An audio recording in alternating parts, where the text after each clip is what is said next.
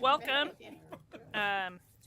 This is the December 12th Portland Planning and Sustainability Commission meeting. On the agenda today, we'll have items of interest from commissioners.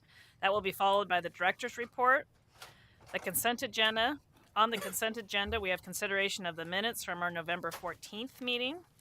We'll then have a briefing on the South Portland, Southwest Radcliffe Street, and Southeast Martins Court wayfinding improvements and street renamings. Wow, you guys need to figure out how to shorten that title.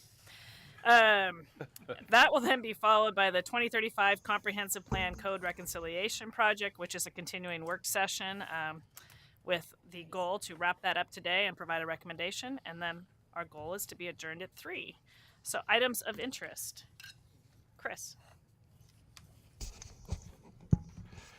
So unfortunately, I have to note that we have surpassed last year's total for traffic fatalities this year. We are currently standing at 45 compared to last year's 44. And of course, the year is still not over. Can people hear me? Barely. Okay, let me get closer. And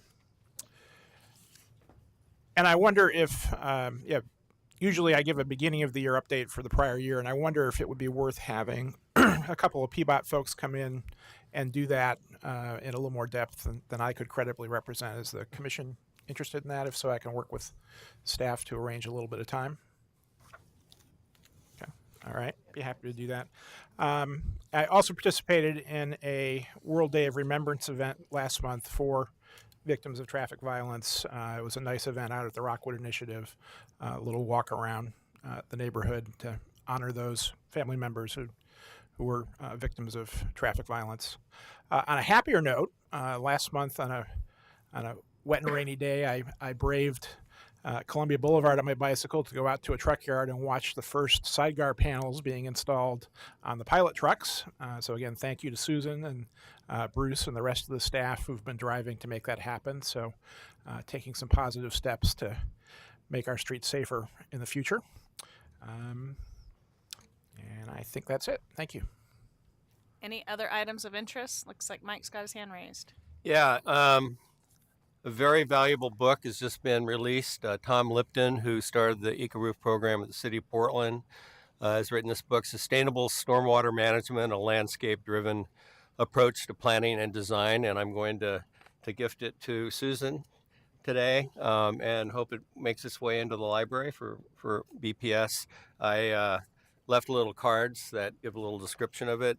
I will read one. I won't read mine. I will read one blurb from Carol Meyer Reed, who I'm sure all of you know, amazing landscape architect, she and her husband Michael. Her quote regarding this book is, "The national leader in the sustainable stormwater movement, Tom Lipton, traces the roots of green infrastructure movement and takes the mystery out of how to design with nature." And it really is well done, and I'd commend it to anybody who's interested in that topic.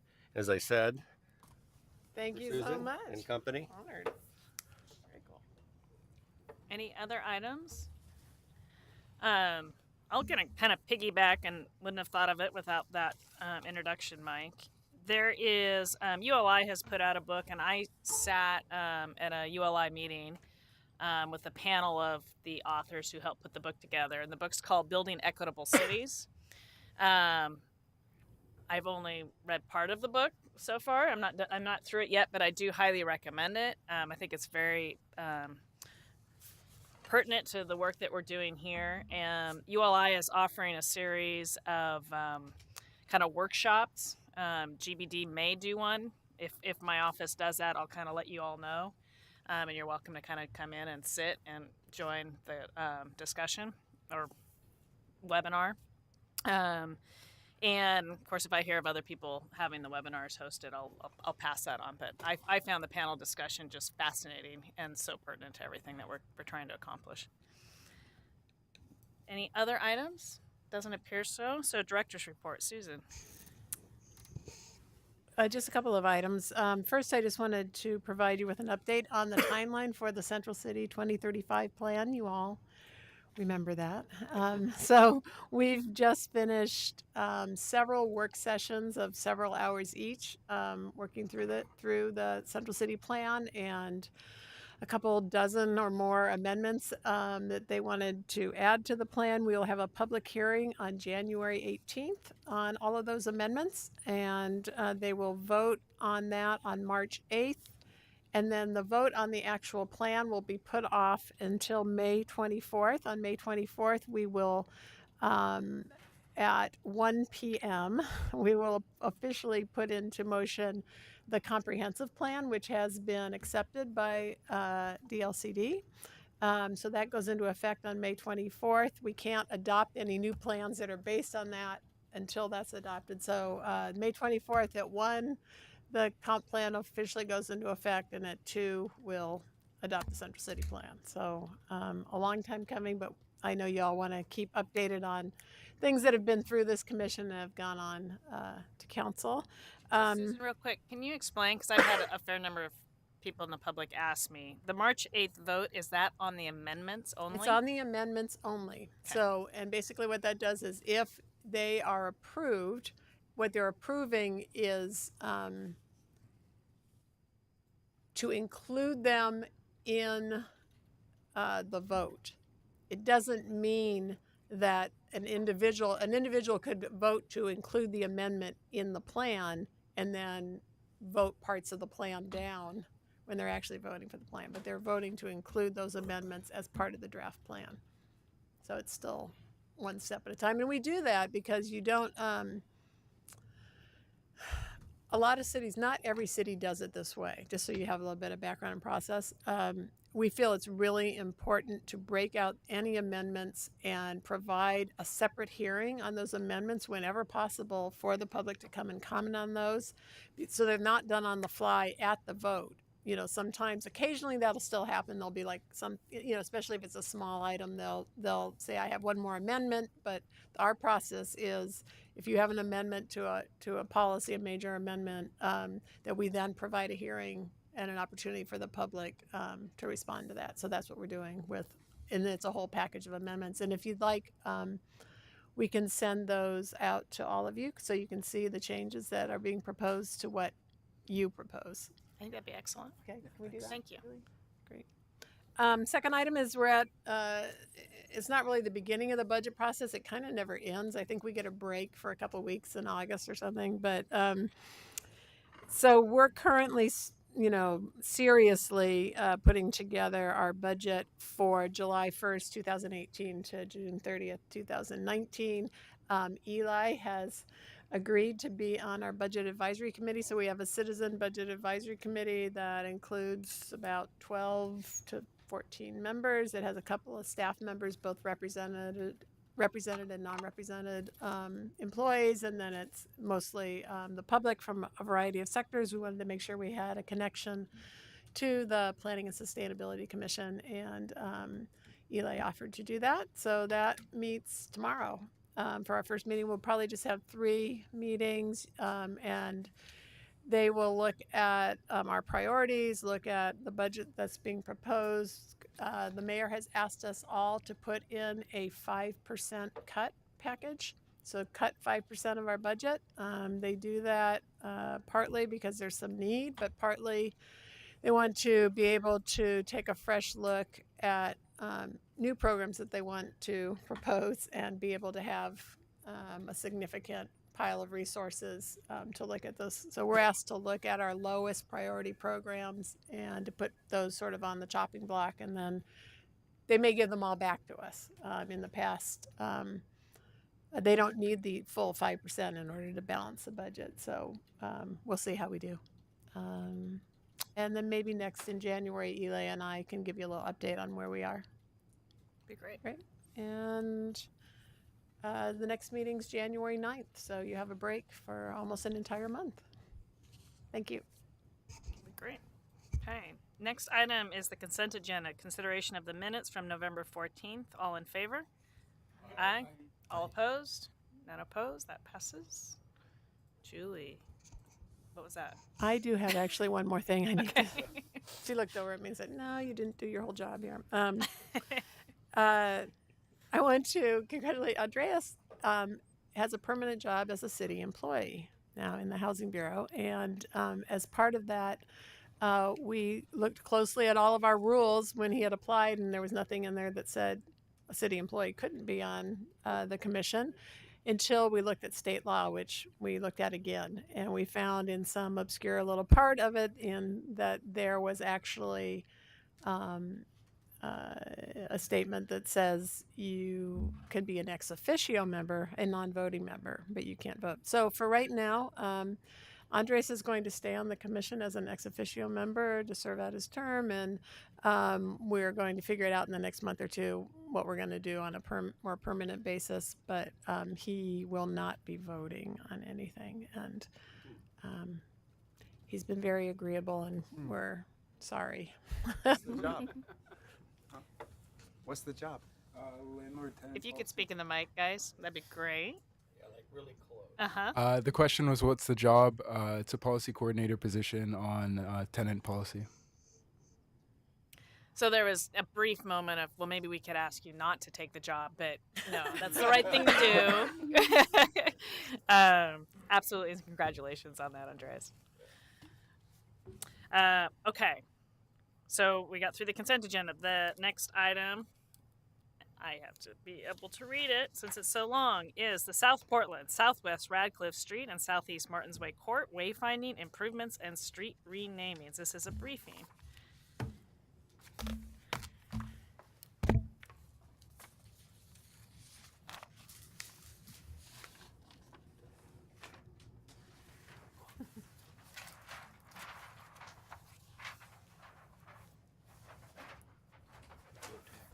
Now we know why they put the table there.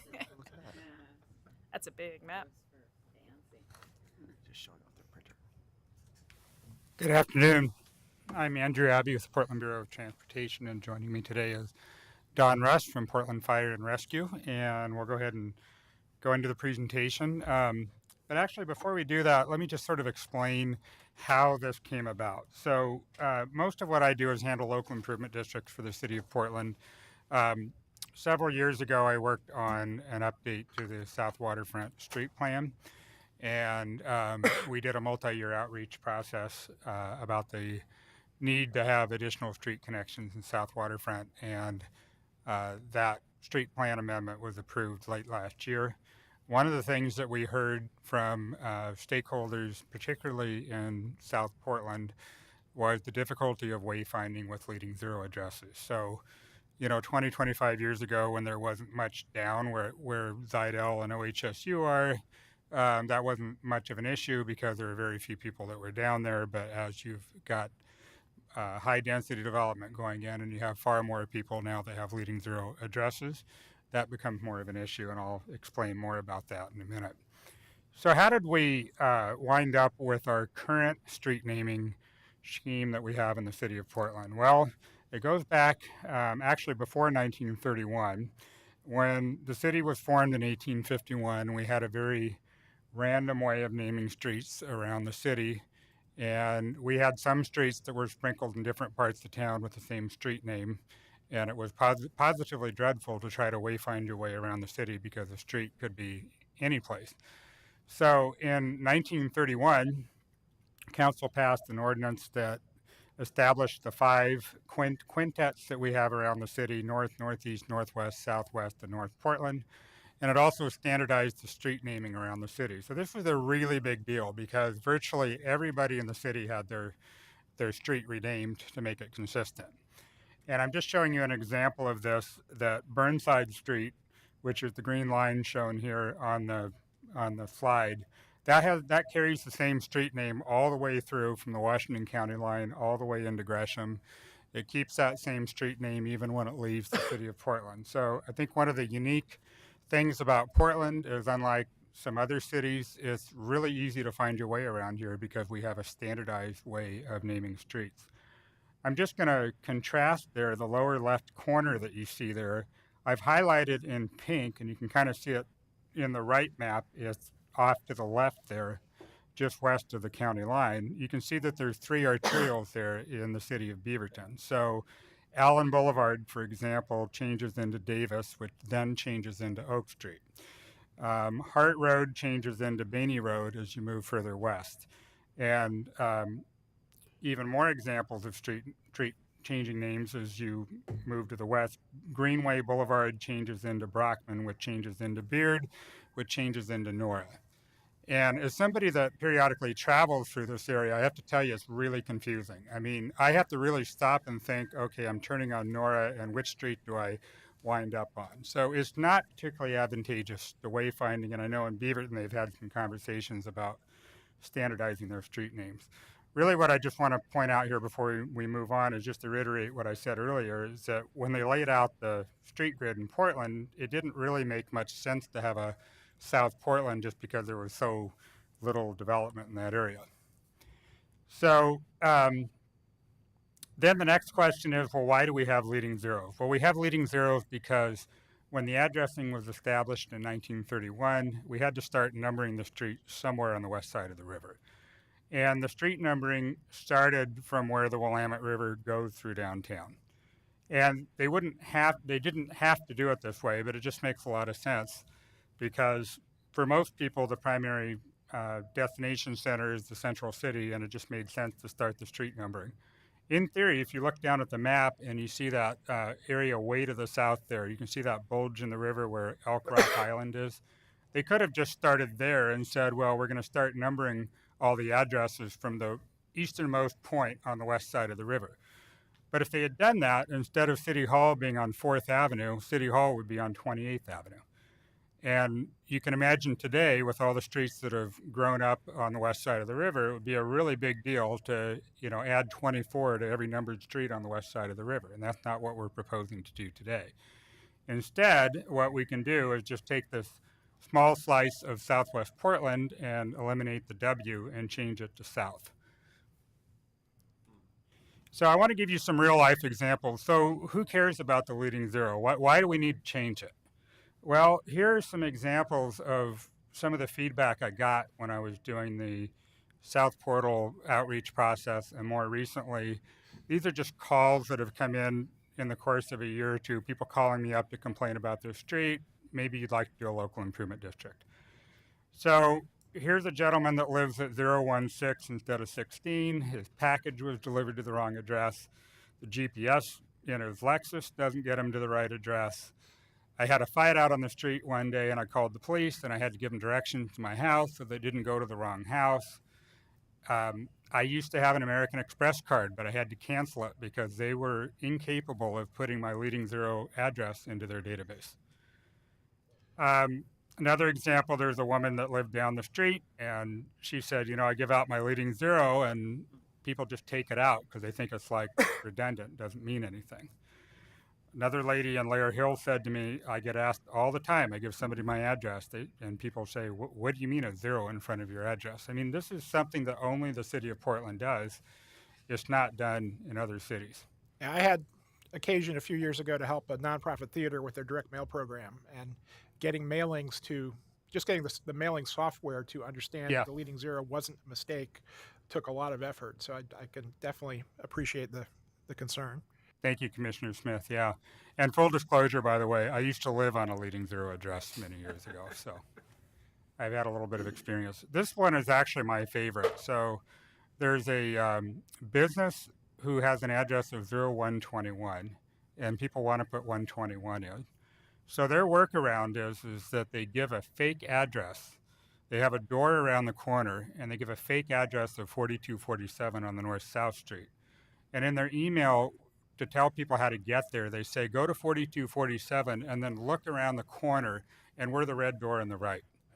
Mm-hmm. It's just really not keeping up with, today's GPS technology. One lady that lives near Lewis and Clark College told a friend of mine that they put a fake letter O at the beginning of their address. So they put the O in because the computer wants to kick the zero out. And then I just talked with one of my colleagues earlier this month in Peabot, and he recently moved to the LeadingZero area, and he said he had a UPS parcel delivered, and the driver pulled up and handed it to his wife and said, ma'am, I got to tell you that our UPS system doesn't handle the LeadingZero address. So you may want to think about using a different shipper. I was able to intercept it because I knew where you lived, but you may want to use somebody else because our system doesn't handle LeadingZero addresses. So I know that probably everybody in this room has had an Amazon package or an eBay package, and just you can just imagine what it'd be like for somebody that just can't do the most simple of things, which is to have a package delivered to their door.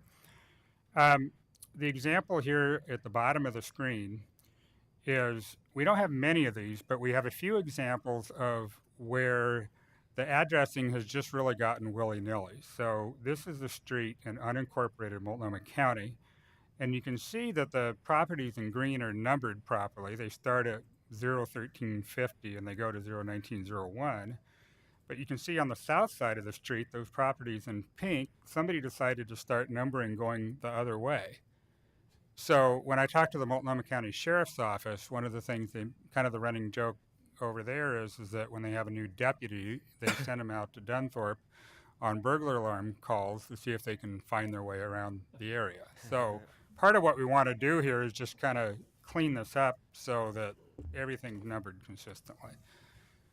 And so I'm going to turn it over here to Don, and we also have Paul Cohn here from BTS who can shed more on this if you have more light on this if you have questions. But this is a photo of when Paul was, and he's here in the room with us.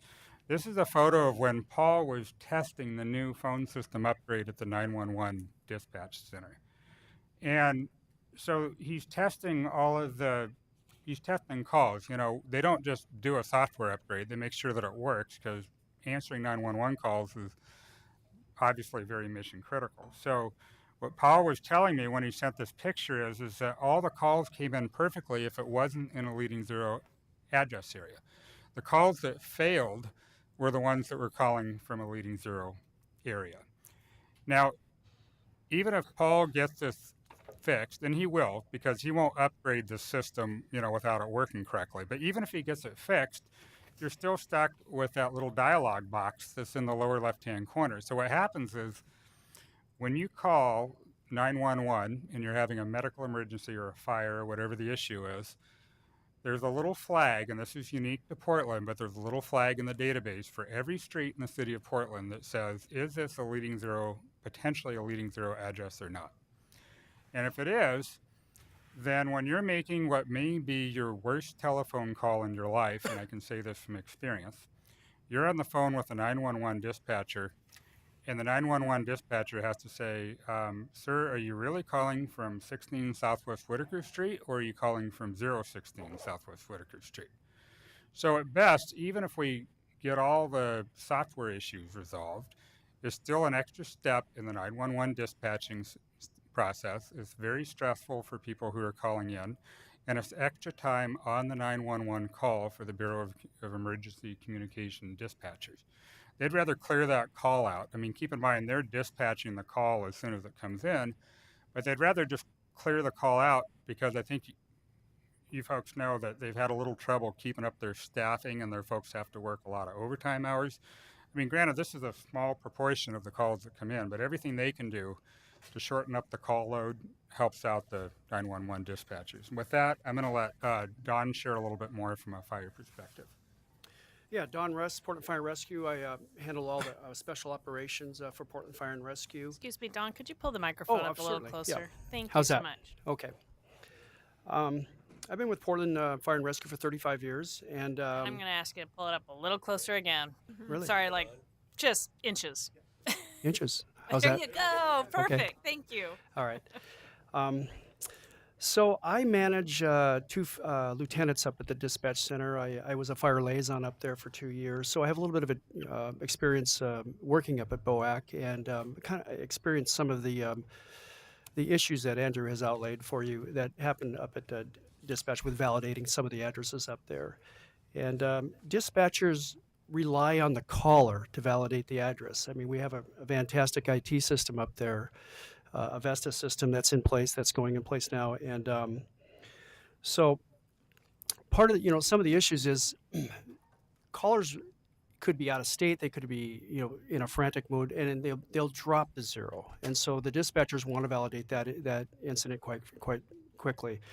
Another issue is just some of the development going on in South Portland or South waterfront development. For example, Gray's Landing. When that went in, that was 0615 Southwest Lowell, and numerous times after the development of that, our units, our dispatch, our fire units responded to 615 Southwest Low, which was a duplex in a different location. You can understand time critical emergency response. That's important. So I talked to a supervisor today just to prep before the meeting, and these issues still concern them. There is an extra step that still has to occur up at the dispatch center to validate that address. And you know, with today's technology, I think we can probably come to a solution through the sextant here, the additional sextants, and solve these issues. I'll give you another example. I drove for many years over in Station 4, and learning the LeadingZero component to addressing south of Station 4 at Portland State was difficult. We didn't have a very sophisticated mapping system in a mobile data terminal. We just had to go off maps. And I'll be honest with you, we did get turned around. We went to wrong addresses. It was difficult to find. The LeadingZero was confusing. But here we are today, and we're still addressing the LeadingZero issue. So Andrew, am I going to, you want to wrap everything up right No, here? that's great. And I was just going to add, just in a financial sense, to what Don was saying. The cost of folks like Paul doing all these IT upgrades, and you know, I'm sure there's people sprinkled all over the city that are having to deal with this, and those are just sort of hidden all over the place. You know, we don't have a line item in the budget that says hidden zero. But I went down the hall. I work on the same floor as procurement services, and I don't think it's any secret that, you know, the city's struggled with some BTS issues or IT issues over the years. And I talked to one of my colleagues in procurement services, and I just said, so what if we had a problem? And, you know, keep in mind, we have hundreds of systems all over the city that touch addressing, right? I mean, it's going to be embedded in every IT system we have. So I just said, what if we couldn't fix something in-house and we had to go outside? So he gave me a contract that we did back in 2012 for what the consulting rates are. And it depends on whether you do it here in the United States or you offshore it to India. But if I were just to inflate those costs by 5% a year, we're looking at a range of about 150 to 300,000 to change out all the street signs to do this. And I just applied some ratios that just based on those IT consulting rates, and that doesn't include the cost of paying Paul overtime to work on this or just staffing cost or all the hidden costs, it's about a third to a full-time equivalent in 1 year.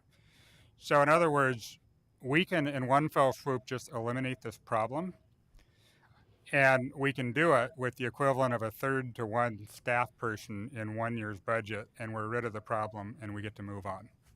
So I just wanted to share that with you. So this is the these are the mutual aid areas that Don was referring to. So you've got Station 10 up on Taylor's Ferry Road that, let me back up here. This is, what I'm referring here is to the area of Dunthorpe, which is between the city of Portland and Lake Oswego. So this area involves emergency response both from Portland and Lake Oswego. So really what I'm just trying to show you with this slide is that the LeadingZero isn't just something that Portland has to learn. No, and if I can add to that. So Andrew approached me, I think it was almost a year ago with this, and it made a lot of sense. So we had a meeting on August 15th, and we realized that Dunthorpe was unincorporated Multnomah County. Their fire protection is served by Lake Oswego Fire. And so we thought, you know what, let's bring in some of the key individuals from the county. And we found out that Multnomah County Sheriff's Office provides sheriff's protection to Dunthorpe. So we had the meeting on August 15th in Chief Myers' office.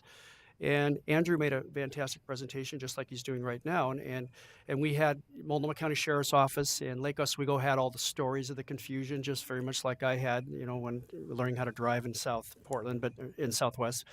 But the point I'm making is Dunthorpe is also, you got to remember, is served if they have a fire in Dunthorpe, for example, there's a run order, and that's going to, your engines are going to come from Burlingame at Station 10. It's going to come from Multnomah Village at Station 18. Lake Oswego 214 will respond, and you'll probably get an engine company from the Hillsdale area, Station 5, Hillsdale.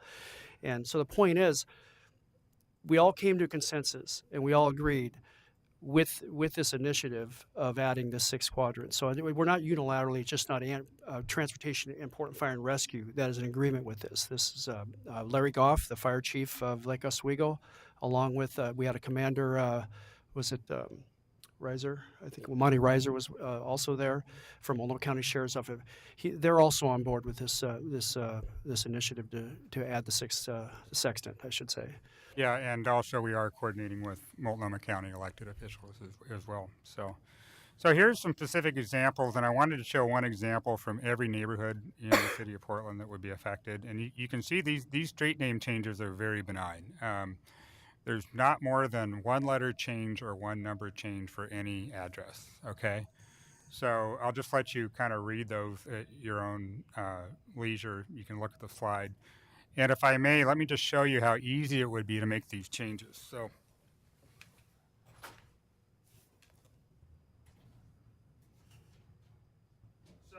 my daughter and I were just kind of relaxing at home last weekend, and this is an extra street sign we had on one of the projects. So I asked my daughter if she could change the street name from Southwest Lowell to Southwest Lowell Street. So I gave her a pair of scissors and some black duct tape.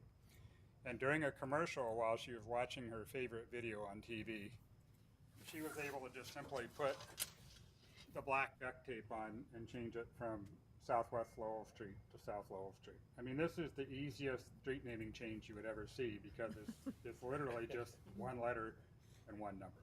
So she did that in about 90 seconds. So.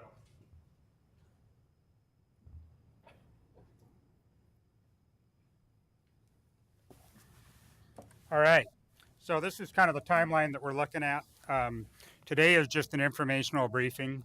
We're not asking you to make any decisions today.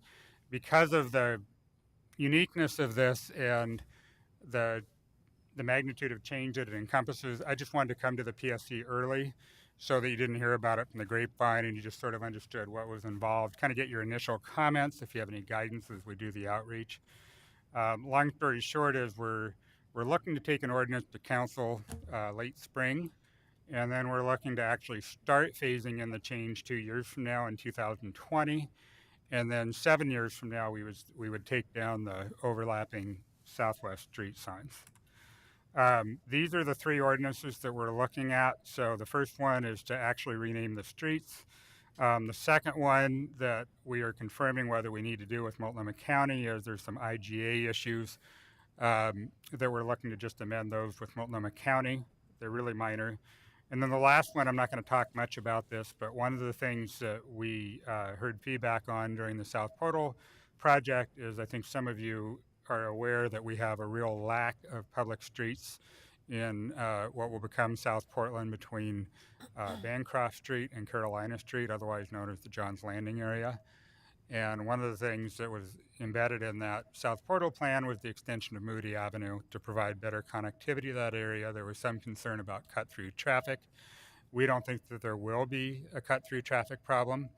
But in talking to the Portland Police Bureau, I found out that we don't actually have any traffic code that allows us to cite people for cutting through private property to avoid a traffic signal. And I recently spoke with a business owner in North Portland at the corner of Killingsworth and Vancouver. He does have a cut-through traffic problem because people make a left turn on Killingsworth as they're coming up Williams and they cut through his parking lot and they do all that so they don't have to wait behind the number 72 bus at the corner. So there's a good example of we're probably not going to use this in Johns Landing, but we could use it in other parts of the city. I did check with the Beaverton Police Department last month. They have this already on the books, and I actually watched one of their police officers last year pull somebody over for this, but they've only written approximately 100 citations in about 5 years. So we don't expect that this is going to have much of a demand on police enforcement. I wanted to just show you that. Go ahead. To cut the corner on a if there's a corner lot, a vacant lot, and I'm walking down one street, I've been known to cut across the corner of that lot to get to the other street to continue on my way. Would I be in violation of that clause? It wouldn't be for pedestrians. It would be for vehicles. Okay. Yeah. So I met earlier this year with the city of Hillsborough. They had a major street renaming effort. So here's an example of about, 5 or 6 blocks And you can see what they started with here in their street renaming. So I'm just going to read these off to you. As you drive down the street, you pass 22950 West Baseline Road. You know, you go a couple hundred feet, you're at 6956 East Main Street. Go a little further, you're at 22135 East Main Street. And then you get to 7400 West Baseline Road. You can imagine how convoluted that was. Hillsborough is now finishing up a massive street renaming in their city, and they're changing everything so that it is addressed off the Washington County Courthouse and is no longer following the City of Portland street grid. So they're on the home stretch of wrapping up ours, but you know, as I showed you with my sign there, what we're looking to do is much easier here. You can see that one mailbox, that's changing from 22135 to 7215. You know, what we're talking about here is just much easier by comparison. And then here's just sort of a recap of the intersections around the city. So we have about, in the city of Portland, we have 19,502 intersections. Bottom line is about 1.33% of them would get a new street sign at the intersection. So no change to Northeast Portland, no change to North Portland, no change to Northwest Portland. Most of the changes are in Southwest Portland. I went through all of the street names in the city of Portland because I was just kind of curious. I used to live off of Southwest Whitaker Street that was spelled differently in two different sections of the street, which kind of piqued my curiosity. That has actually been fixed, but I just want to give you the number here. So we have 2,620 unique street names in the city of Portland. All but 2 of them are spelled consistently along the axis of that street. The 2 that we don't have is Southeast Martin Court in Woodstock that doesn't have an S on the end. And the other one is Southwest Radcliffe Street in Crestwood near the Washington County line, which doesn't have an E on the end of it. You drive down the street a little ways and you get to Southwest Radcliffe Lane, which has an E on the end of it. Similarly in Woodstock, you go a little ways, you get to Southeast Martin Street that has an S on the end of it. So as long as we're cleaning up the LeadingZero, we just thought it made sense to take these 2 streets and just make one letter changes so that they're all spelled the same throughout the city. And then this is just sort of a breakout of the intersections and the number of property owners that are changing throughout the city. We have about 640,000 residents of the city of Portland. It's a little hard to tell how many people actually live at all these properties, but we have 3,424 unique owners. The reason you see the 6,101 number is some people have, particularly in South Waterfront, they may have a parking space in their condo. They may have personal property that's assessed. So and some people just own more than one property. And so, but you can see there's a pretty small percentage of the city's total population will actually see any change as a result of this. And then we have about 623 unique owners in the Dunthorpe area as well that would change. So just to wrap it up, the other thing that we think that what really fundamentally makes the business case over and above the emergency response issues is it just doesn't seem to make sense to spend money on IT consultants who may be in India or offshore when you could take that money and eliminate the problem and then address some of our street signs that you have a hard time reading at night when it's raining. You can see that bottom center picture there. And the irony of all this is that some of our street signs, we don't even have the correct addressing on it. So you can see the 2 examples there that are circled. If we don't put the LeadingZero on it, I'm not quite sure how, you know, somebody from out of town is supposed to know that they're even in the LeadingZero area if we failed to put the LeadingZero on the street sign. So instead of spending money to go correct the street signs, we can change them out and put the South Portland addressing. So that's the extent of my presentation. Happy to answer any questions you might have. I think the thought in talking to Julie was to maybe bring this back for public testimony on tentatively April 24th and then go to council thereafter. Thank you.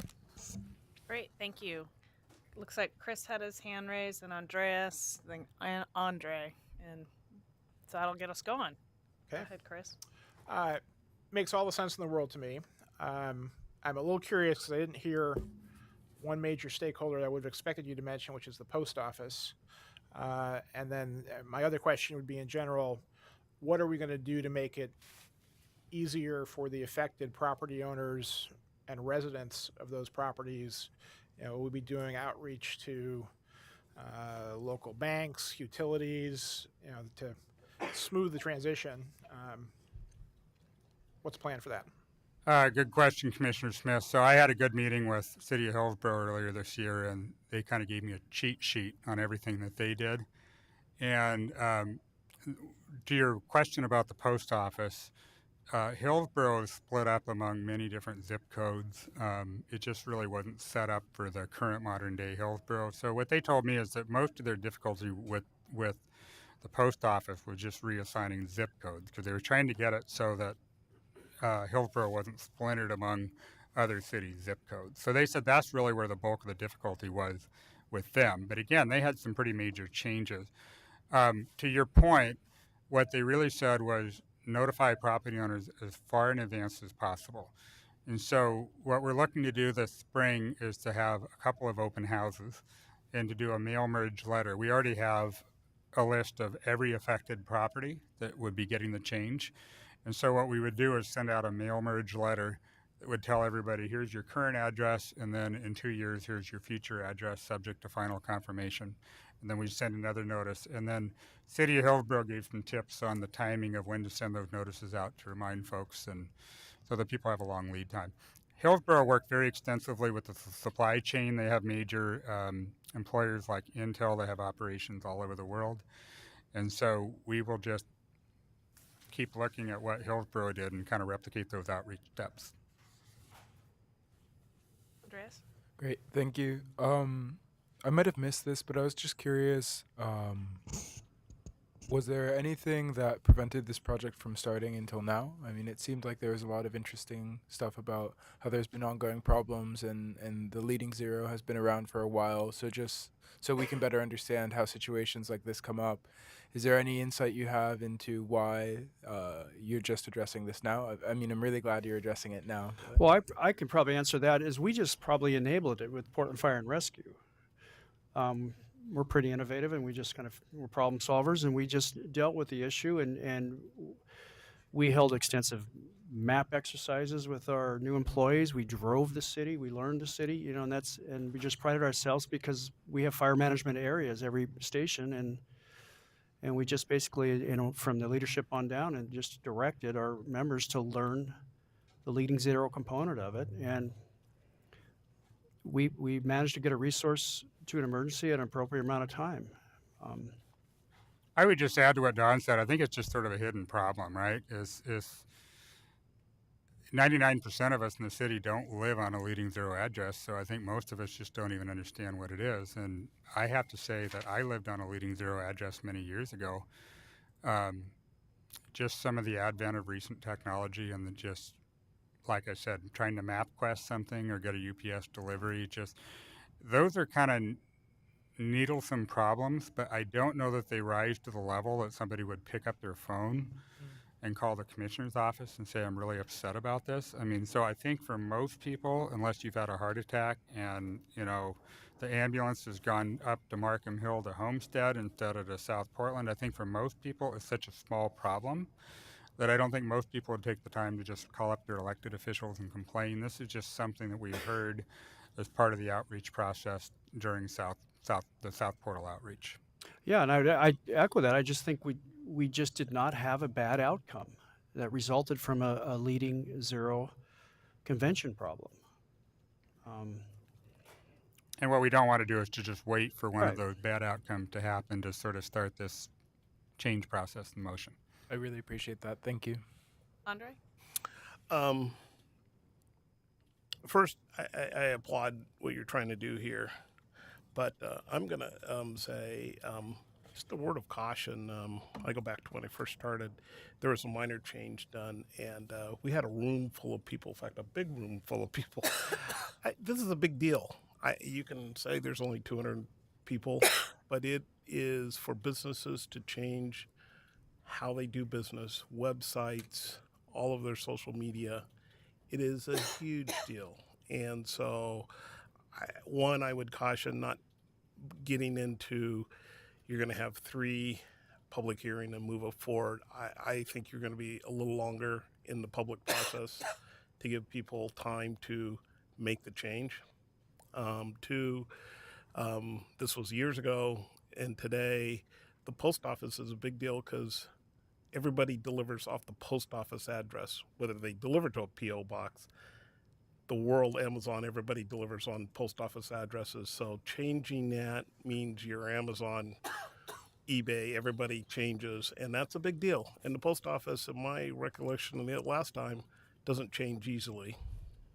And I think taking a little more time, I would say, if you can put more time in it, and I don't know what Hillsboro's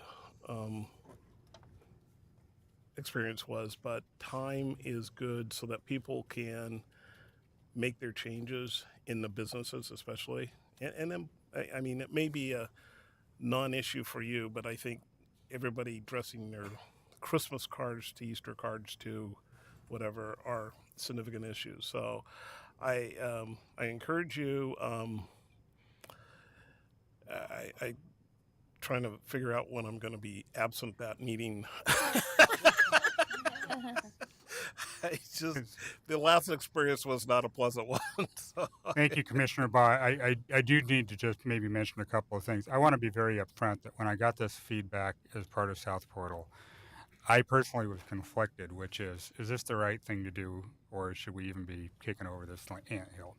And it was really all the outreach with the emergency providers. One of the things the city of Hillsborough said, I mean, you saw the examples there of how convoluted the addressing was in Hillsborough. Hillsborough had an emergency response presence at every open house, every city council meeting, where you get the person that shows up and says, oh, everything's just fine, that you have the emergency response present so that they can kind of describe the reality of what it's like to deal with this. I just really want to emphasize I do not take this lightly, and I certainly take it to heart. I mean, I'm presenting it to you.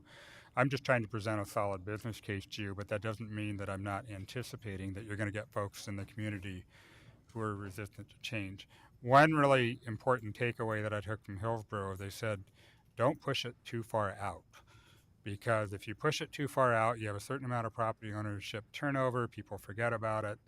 And you want to have it far enough out that people can plan, but not so far out that people forget about it. What I'm kind of thinking to your point is that, you know, these are dates that we're aiming for, but I think when we go to council, I think there's opportunities to put fail-safes in there. I mean, again, we're not going to roll this out for 2 years, but I'm just saying, I think there's the ability, if we need to delay things, if it's prudent to do so as we go through the process. I'm not saying don't do it. I Right. mean, I agree. There's all the best reasons in the world to do this. I just think acknowledging that businesses are going to have costs that they normally would not in changing their websites and all of their issues that they have around a address change. It may seem simple, but it's a big deal, especially for small businesses. And especially even maybe for the bigger businesses to make sure all the systems are changed. I should also add, I reached out to the 2 major institutional property owners in the area, Lewis and Clark College and also Oregon Health Sciences University. And when I met with Lewis and Clark, you know, for the first 5 minutes, they were kind of like, well, why are we doing this? And then it's just sort of like the light bulb went off. And then they started sharing all the problems they've had, like new students freshman year. They try to wayfind their way up to Lewis and Clark. They can't find it. Talk to OHSU. I actually was scheduled to have a briefing with OHSU, their wayfinding committee, and they told me don't bother coming. We see the logic of doing this. So if Lewis and Clark and OHSU are of any indication, I think that the logic of this should set in rather quickly with folks. But I take all that to heart. Thank you.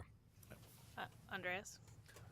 Something Andre's comment reminded me of, it might be something you're already thinking of doing, but having a helpful guide to people, like change your address on your shipping accounts like Amazon, change your bank address, change your mailing address to friends and family. If you could like provide a list to people to just help them jog their memory about who they need to to change their address with, I think it would be something people would appreciate.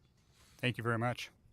And I already have a cheat sheet of material from the city of Hillsborough that I was just going to swap out to City of Portland letterhead and piggyback on their hard work. They've learned the hard way. I just come in behind and take advantage of them cutting their teeth on this. Is there a period where both addresses work? Pardon? Do you anticipate a period where either address Yes. would work? So according to this timeline from 2020 to 2025, you'd have a 5-year overlapping period, and Paul's the expert on this, but Paul would have an overlapping set of center lines in the GIS where you could either do the old or the new, and they would work for 5 years, and then after 5 years, we take away the old one. Well, that would help with some of the costs, like business cards, but the web page type thing you're going to have to deal with. But again, I just have to say, with all these workarounds that businesses are doing already, my gut feeling is I think they're going to embrace this and like getting rid of worrying about package deliveries and giving people direction to their businesses. So. Thank you. I think we'll wrap it up. I look like I'm a lucky winner on this one. So I can tell you right now, going through my head is all the things that I need to change. So, no, I get it. I mean, I get what you're doing. And I support the concept. So it's not that, but I do think Andreas's point, making sure, driver's license, passports, that all that stuff is kind of, like I said, I just kind of started spiraling over to the list of everything that I'm going to get to do. So anyway, welcome. I welcome the direction you're going in and look forward to many hours of hearing more about this ahead. Thank you, guys. Thank you very much. Next on the agenda is the 2035 Comprehensive Plan Code Reconciliation Project. So at this point, I would like to remind commissioners that if you have conflicts of interest, to please kind of raise your hand and let me know. Looks like we're clear there. Great. And I believe Barry's going to remind us where we left off. Yes. And get us going on the outstanding items. Right. So again, Barry Manning, Planning and Sustainability staff. So we're here at. Pardon me. Yep, you're going to need to pull the mic There. up like inches. Feel like Barry Manning, it's your Planning close friend. There Sustainability you staff. How's that? That working okay? All right, great. So we're here for the second work session on that code reconciliation project. We had a public hearing, as you'll recall, on October 24th, which followed a briefing on October 10th. First work session was on November 14th, where we addressed a number of the different topics that we heard about, concerns about in testimony and other issues that the commission had identified for further discussion. There were some tentative decisions made on about 10 of those 13 topics, and we've got 3, as from my read, we have 3 left to discuss. And so I've just flashed the agenda up there. I think today what we want to do is discuss topic 3, which was level of service as an approval criteria. Topic 4, which was regarding affordable commercial space bonus that was part of the mixed use zones project that was adopted last year, and some changes that staff is proposing. The commission wanted to hear a little bit more and discuss a little bit more about the appropriateness of retaining that in the code and moving forward with the changes that staff had proposed. And then topic 7, which we haven't discussed yet at all, which was self-service storage uses and concerns that were expressed in testimony about lack of activity and active uses that those types of developments present, particularly in the context of main streets. So those are the 3 items that we have to discuss. I think for today, we'd like to wrap up Planning and Sustainability Commission's deliberations and get a recommendation from you on all of this package, today if possible. So what we'd like to do is confirm your directions on the previous 10 topics that you've initially weighed in on. And in the memo that I distributed on December 5th, I re-articulated what those directions were. So hopefully you've read that and you're in agreement that we've discussed those and that the direction is correct on that. And then finally, we would like you to approve the Code Reconciliation Project proposed draft. And I guess you have to remember back to that's this document. As staff is proposing to amend in the memo dated December 5th. So this memo incorporates several supplemental amendments that some of them are technical kinds of things that we found, and I've identified those. They also address some of the issues that have been discussed in testimony and in response to your directions. And then finally, there's a couple of things in here. For instance, proposed code language for how to address self-service storage uses should you choose to move in that direction. So that's what we've got here. And so with that, unless you have questions, I'd be happy to go ahead and launch into the first topic. Let's go ahead. Okay, so the first one on the list was the level of service language. There was some discussion about changes to enhance safety as an element in that. And staff's recommendation after having discussions with PBOT and our other stakeholders is we're recommending that the commission approve the code language as we had presented in the September 17th proposed draft. There's some further work that needs to be done on level of service, and we've got PBOT staff here to talk about some of their work in that regard.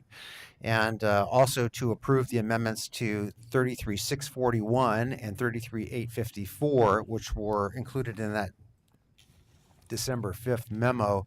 And those were similar sections of our code that have similar approval criterion that we had not addressed in the kind of sweeping changes that we did to the conditional use chapter 815. So there were some supplemental things that we found that we thought we needed to tweak to make the language parallel. So with that, So Barry, may I suggest, since we had the benefit of the officers briefing, just to kind of get a little bit more background on that. As I remember correctly, as our last work session, Chris was proposing an amendment. Some of us were feeling a little nervous about trying to do something on the fly there. I wanted kind of staff to kind of go back and think about that, and I think it'd be helpful for everybody to hear kind of an overview of that. right. Eric Engstrom's joining me, so he's well versed on this as well. And do you want to? Yeah, hi, Eric Engstrom, the Bureau of Planning and Sustainability, and I'd like Kurt Kerr to join me from Portland Transportation to. So Mic closer there, if you can please. Sure, is that better? That's Okay. much better. Well, I'll learn eventually that So you're our friend.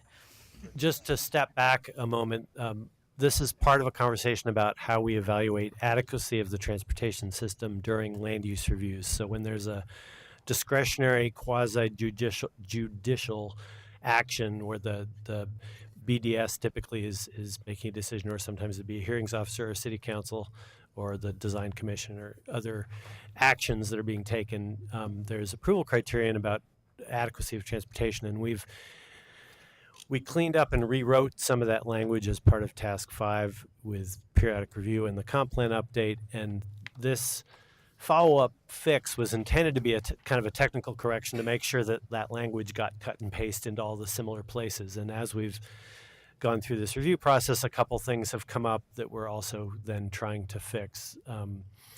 And during that process, Commissioner Smith had asked for some changes, and the issue in a large sense is the one of the evaluation factors continues to be vehicle level of service, which in the past was the only primary transportation of adequacy criterion, was whether there's a smooth flow of vehicles either through an intersection or in a segment of the street. The new comp plan and code has a much longer list of multimodal set of factors to consider in that. We all agree that we're moving from a vehicle-centric way of looking at things to a multimodal way of looking at things. The trick has been that it's only the vehicle-centric way that has the detailed sort of court case tested traffic engineer methodology of how you do that in a way that can survive challenge. You see Kurt brought the traffic engineering book to illustrate that point, but we want to get to a place where those other modes and other factors like safety and pedestrian system connectivity and bike system adequacy have a similar level of rigor. And so that's the direction. I asked PBOT if they could give a brief presentation today on just what our work plan is to get to that point. because I think the spirit of Chris's amendment, if he agrees with me, is to push us faster in that direction and make sure that we're actually going towards that future. And so I wanted to give a little glimpse to the commission of what the work plan is, if we could forward to the slides that PBOT has. Kurt. Thanks, Eric. Is Mike good? I'll let you know. All right, thank you. Kurt Kruger, Portland Bureau of Transportation. Got 6 or 7 slides. I'm going to fly through these really quickly and try to make level of service as entertaining for you all as possible. Background on this, we don't disagree with anybody on the commission that wants to throw level of service out the door. It's outdated. Its time has come and passed. We need to find a replacement for that. That's the starting point. We agree with that. Measuring vehicles is not keeping up with our multimodal goals of trying to provide pedestrian and bicycle options in lieu of improving the ever-growing vehicle capacity desires that has been the standard for industry. We also need to create some fairness around this issue. Right now, a 2-lot land division is held to a higher level of review than a 60 or 80 unit apartment project. I think there's a little bit of equity that we need to address in that issue. For show and tell, I'm not going to open this and read through it. If anybody's got a sleeping disorder, I highly recommend this manual. This is the Institute of Traffic Engineers, Volume 1 of 3. My point of highlighting this is a measure of vehicle data points, primarily from the 1960s through the 2000s. I wasn't driving in 1960, but a quick Google search, gas prices were about 29 cents a gallon back in the day. That's not the case today. Some of these graphs in here have 2 data points. They measured a warehouse in Omaha, Nebraska in 1960. Probably not terribly relevant to Portland, Oregon today. Barry, if you want to hit the next slide. Sure. Chris, have you read that? I haven't. I'll loan it to you, Chris. We also want to make sure that we're replacing level of service with I think Eric mentioned, a legal tested or court tested. We get challenged when we ask developers to do things by savvy attorneys. They like to go as far as they possibly can with challenging our asks of developers. So what has become a very accepted level of service program nationally, finding a replacement that holds up in court is really important for us, so we can continue to get improvements as development occurs without putting us in court every time. Next slide. We want to be multimodal, and it's not as easy, and it's taken us a lot of years to study this. We can't just simply throw this manual out and find a replacement for pedestrians and bicycles. And if I can give you kind of a little bit of anecdotal information, most of you are probably familiar with Northwest 23rd. Pretty thriving pedestrian environment. To the businesses along that environment, if we were to switch to a level of service approach for pedestrians and simply put tubes down and ask pedestrians to step on those tubes every time they walk down the sidewalk to get a sense of how many pedestrians are there, and then we need to widen sidewalks or provide more capacity for the pedestrians, the businesses there might have a negative reaction to that approach. I'm trying to give you a sense that traffic capacity for vehicles is different for pedestrians, and that's also said true for bicycles. So for pedestrians, for example, a crowd is a good thing potentially, and so we don't want to be just cutting and pasting the same methods we use to judge vehicle congestion and assuming that makes any sense for pedestrians or bikes. So we want to replace this. We have studied other jurisdictions. Every conference you go to around this issue, somebody's presenting on this and highlighting the next idea that somebody's pursuing. Some agencies reviewed. Obviously, California has had to take this on because they made a state legislative change around this issue. Some of the ideas that have been floated and been placed in San Francisco are worth studying, but may not apply to us as well today because we just don't have the same kind of transit system that San Francisco has. So we're continuing to look to plagiarize where we can, but we haven't found the off-the-shelf replacement yet that just takes this and puts it away and simply replaces that. And we also want to do it in a way where we're getting engagement from our pedestrian community, our bicycle community, and the development community, because this is going to be a big change for the development community. Next slide. We recently had consultant Fair and Peers, a little bit of contract left with us on another project to do a little work around level of service and replacement and put 12, 15 different options in front of us and discuss what might work well for transportation. Eric's team and our team did a pretty comprehensive look at an idea of system completeness. looking at an area of town that's going to see development growth and what's missing in that transportation network that we might need to see improved. Wider sidewalks, sidewalks that connect, pedestrian facilities, rapid flash beacons, you name it, all those things that we would need to complete the system, and how we could then tie that to development. That's got a lot of attraction to us. The nuts and bolts of how we would implement is something we need to look at next. The concept is that if you look at the network of a particular mode, like say the sidewalk system, and you can look at a geography and say, well, that given our standards and our plans for that area, that system right now is 55% complete, or it's say 80% complete, or it's 20% complete. And that could be a metric that we tie to development review criteria if we could figure out what's the passing grade. Is it, do we cause development to have an additional hurdle if the local network is below 20% complete, or is that threshold at 60%? Or so those are the kind of issues we need to work through if we were to take that approach. And just to give you kind of a little perspective on that, Laurelhurst is probably one of those neighborhoods that's pretty well built out. It's got a good sidewalk network. It's really pedestrian friendly. If we were to apply the system completeness at its first blush, and you compare that to outer southeast Portland's missing a lot of infrastructure. Trying to make this equitable, it would appear to be cheaper to develop from a transportation perspective in Laurelhurst, which has a pretty complete system, than it would be to be in outer southeast Portland. And is that a direction that we want to go? So those are the things that we need to wrestle with. So I think Commissioner Smith wanted to hear from us that I think your comment was you've been at this for 8 years. I think we've been at this issue for maybe 2 more. We're in agreement that we need to move the needle on this and get this done. Portland's been a progressive leader in transportation. We want to continue to do that. So we've got a 3-year plan. We wanted to make some steps in the first year to provide us another set of options. So we keep this approach, but have something along with it that gives us some opportunities to collaborate with the development community.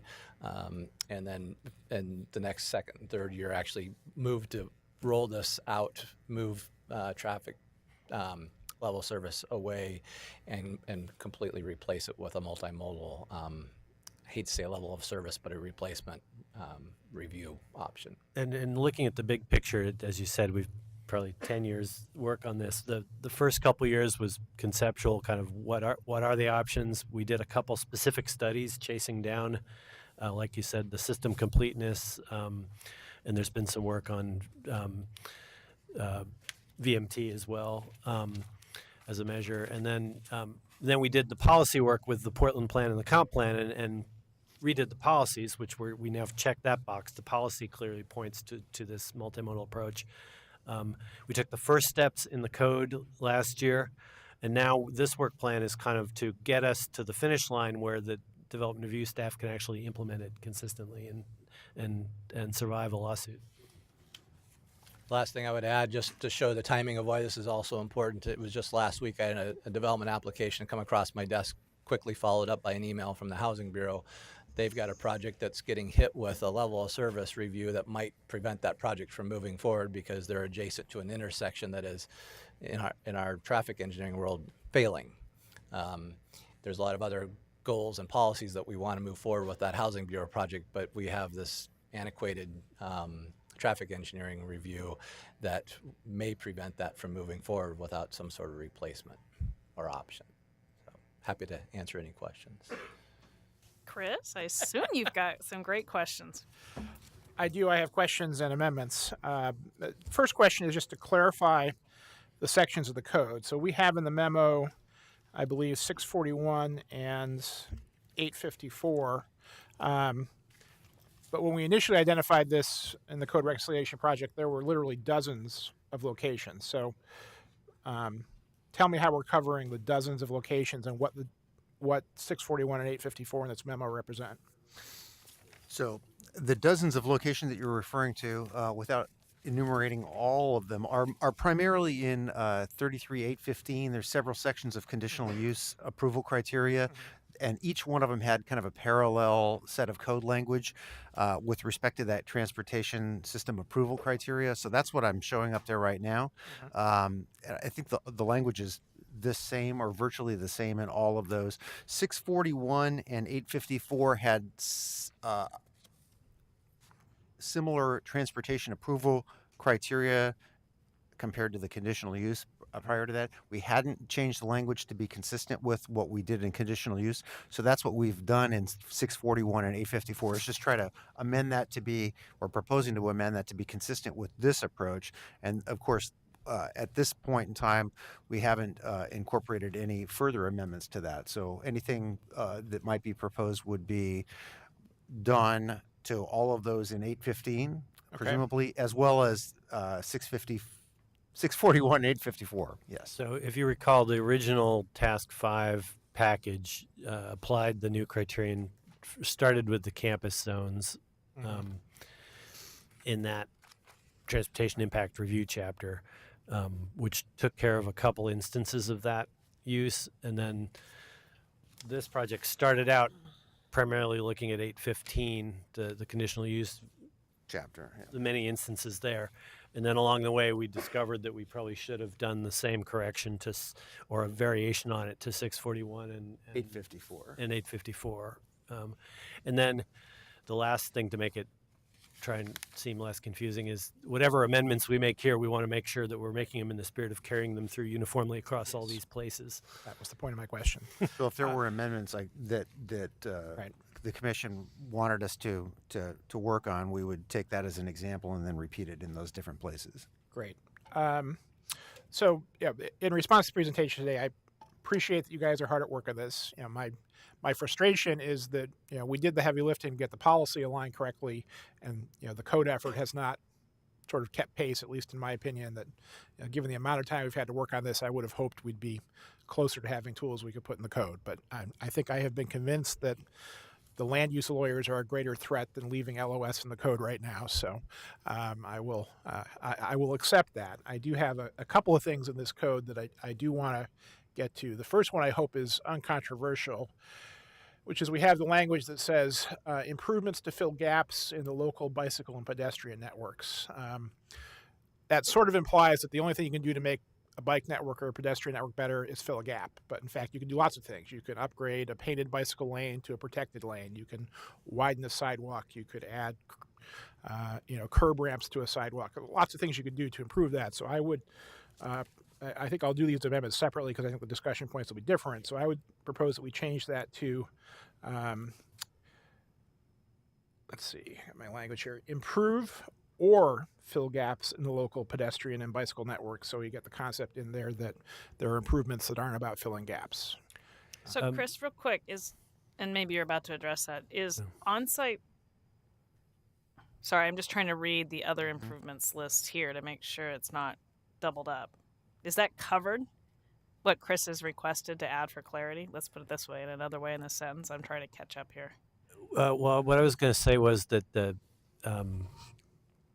I guess we had not read it quite the same way as Chris has in terms of like the gaps was not taken so literally. It wasn't necessarily meant to mean just places where there was nothing. It could be a gap could also be that what's there isn't up to standard. But the concern, I guess, with the language is the grammar of. We need to look at the start of the sentence. It says measures may include, and then there's a long list. And so I think the only issue I have with your language is you've taken it out of the grammatical context in that one clause. Could you just say improvements in the local pedestrian and bicycle networks and remove the restriction of gaps in that sentence? Does that get at it? Well, particularly coupled with the idea of using system completeness, you're definitely going to get there, I think. So, is it a definition of gaps? There's not a definition. So I don't think that if you were to take out, Kurt, tell me if you disagree, but if you took out to fill gaps, that's probably saying more or less the same thing. Agree. Okay. So I would move to remove to fill gaps to make the clause more general. Yeah. Right. Improvements in the local pedestrian bicycle improvements networks. To the local pedestrian and bicycle networks. To the local pedestrian bicycle networks. That's fine, probably.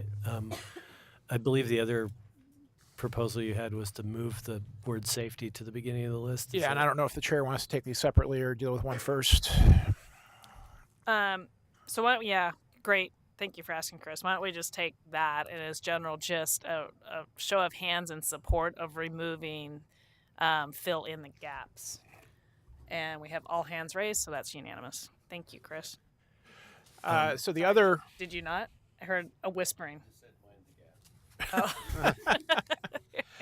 Good point there, Mike. so the other change we've been making consistently in policy and code is to make safety the first criterion. And I would like to see that here as well in the evaluation factors. So in the second sentence of number 1, I'd like to say evaluation factors include safety, street capacity, etc. I actually have a slide prepared that shows that one, so that's that. Ignore that second paragraph, but it would be the first paragraph. So I think from a staff perspective, we're not going to stand here and try and argue against doing that. The one caveat I would say, though, is that where it appears in the order I've been told from a legal interpretation point of view, there isn't any impact of changing where it is in the order other than perhaps symbolic for the commission. But in terms of a legal argument about what this paragraph means, whether safety is the beginning or the end isn't going to make any difference. Okay. It would make me much happier. Having said that, I don't object to your amendment. Okay. So show of hands in support of moving safety to the front of the list or the criteria. Okay. All are supportive of that, so that's unanimous as well. And from a staff perspective, can we get, I don't know if procedurally we do this now, the commission's blessing for staff to make those changes throughout the code where we see this language in parallel without bringing that back to you for another review? So that's in 815, 641, and 854, right? Correct. Yeah. I think that's a good idea. 852 as well? I got a show of hands for support. 852 as well, yeah. That Wherever get we them all. see that language, Yes. we'll make that change. Yes. Okay. Okay. Great. Anything else on that, Chris, or have you covered? I'm good. Okay. Oh, sorry, Eli would like to jump in. Thank you, Michelle. Well, I just wanted to toss out one idea. Chris is by far the expert on this more than I am, but we could potentially add language that says use of level of service as an evaluation factor sunsets on December 31st, 2019. Would that be worth thinking about? Well, I floated something similar in email earlier in the week. I'll let staff respond to you. That would see, like, we've heard a timeline. We've heard that it's drug out in the past. This would say that got to deal with it if it's not addressed within a certain time frame. I think we'd rather not use the code as that sentence wouldn't have any meaning to anyone but us, and you can direct us to do that work, or the council can direct us to do work without using the zoning code. So just using the zoning code as a proxy for setting a deadline for us is, in our mind, not an ideal use of the zoning code. There are other tools to do that. Yeah, I guess my concern is the legislative, it sunsets, and for some reason, and maybe it's a very good reason, they haven't hit their targets, and now we're going through a whole legislative process just to correct that one sentence. So personally, that isn't necessarily something I'm convinced I could support. Right, we'd be more comfortable just doing the work and figuring it out, and then we're likely to further amend this whole paragraph once we've done that technical work, because we may find that one or more of these evaluation factors are really hard to implement or need to be changed. So we might have a different suite that we come up with after we've done that work. What I would support is just some type of, and it could be in a director's report even, or memo that gets circulated on a periodic basis to give us an update on where you guys all are with the work plan. So I don't know if that kind of gets at that. Okay. Oh, sorry, Mike. Yeah, just a quick comment. I'm struck with the similarities of trying to address this problem from an engineering perspective. We've had the same issue with the Bureau of Environmental Services talking about stormwater management. It's one thing, I mean, the preferred option heretofore has been if the engineer is willing to put his signature on it, then and it fits into the manual, then it's good to go.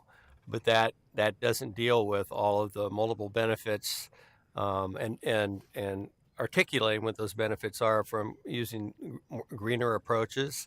So it's exactly the same situation where you want to add a number of benefits that are coming out of taking a different approach, but there's not that engineering signature that doesn't necessarily go along with those different approaches. It's very similar conundrum we're dealing with. I think that's a very precise analogy because from my perspective, I was a staff person on some of the early stormwater manual development as well, and as an advisor, and moving to a multimodal set of criteria is very similar to that sort of technical work plan, just from a what do we need to do perspective. Right. So. The term there is multi-objective.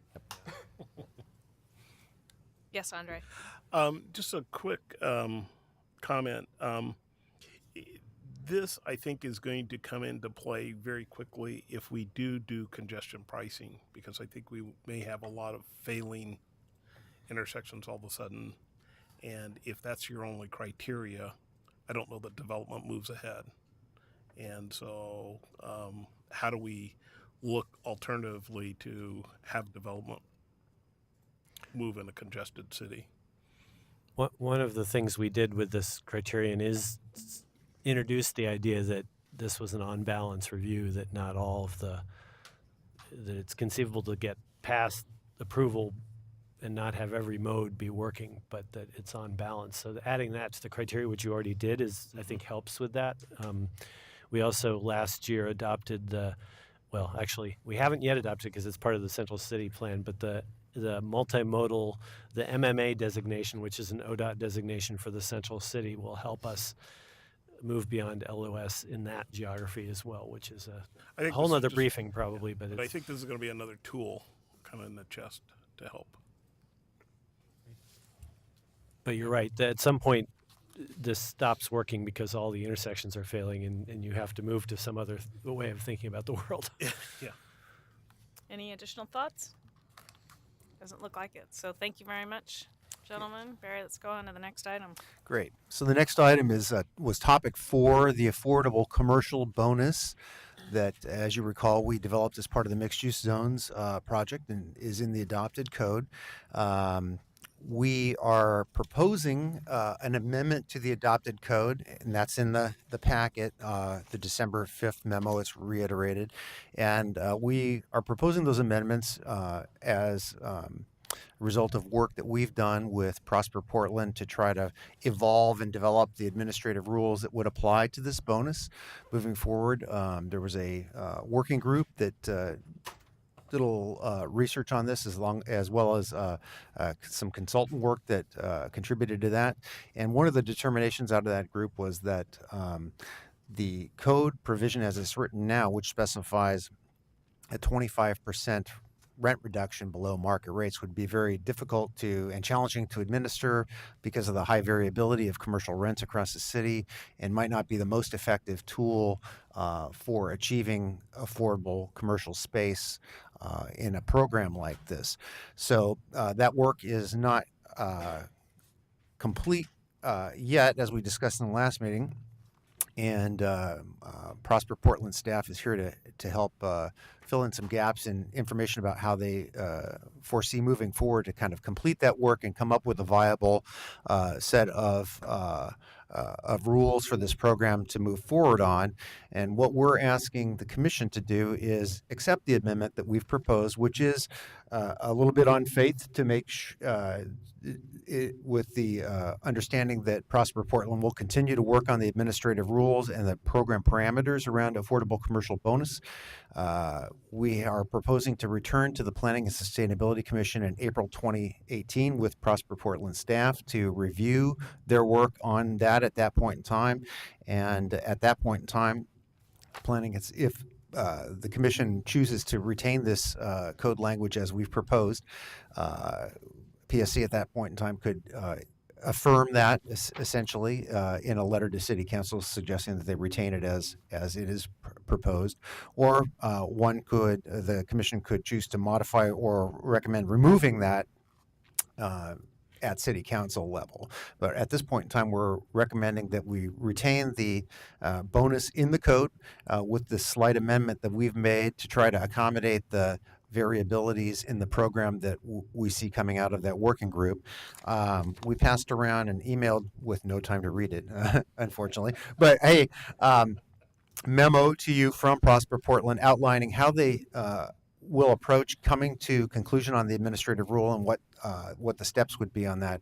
And again, I have staff from Prosper here that can speak a little bit more to the process that they'd like to undertake to get to the conclusion on this. Minor question, hopefully minor. That we have a disconnect in timelines, in that your slide and your comments, Barry, mentioned that they're going to return in April, whereas Prosper states in their memo that they're looking to return in March. Is that due to our openings in our agenda, or just they are able to complete it faster than you originally thought? I will let them speak to that a little bit. I think technically, I think the reason that they're looking to a March is that I think in order for you to have the materials in sufficient time to consider it in April, we'd like to get that all to you in March. So there may have been a little bit of lack of clarity about when the presentations would actually be. But I think our understanding is that we would come back to you in April. So that may give them a little bit more breathing room in terms of time. Well, March gives us more breathing room, gives, I guess, us more time to work through any outstanding issues we may have with them. I guess so. Perhaps just a little bit of background. I want to make sure that we've had a chance, if we're going to go this route, which for whatever it's worth, I'm generally supportive of. Let's continue to kind of work with Prosper to come up with a program that works, and giving them the time they need to do good work. But I want to make sure that when they come back, we still have some time to work with Prosper if we want to have a conversation, which means, it may not happen in the first meeting is what I'm getting at. So I'm hopeful, and maybe our agenda can accommodate this, that since they think they can be ready to talk to us in March, that we take a meeting in March. And then if need be, we have a follow-up in April, but I want to give us time to make sure it's all complete by the time council needs their materials. And I'm seeing a bunch of nods. Why don't we go ahead and bring like Prosper staff up, and they can speak more directly to that. I haven't looked at our calendar to see how March would look, but I think we probably could accommodate that. So I will look towards seeing if we can make that happen. And I want to say real quick, thank you for coming, staff.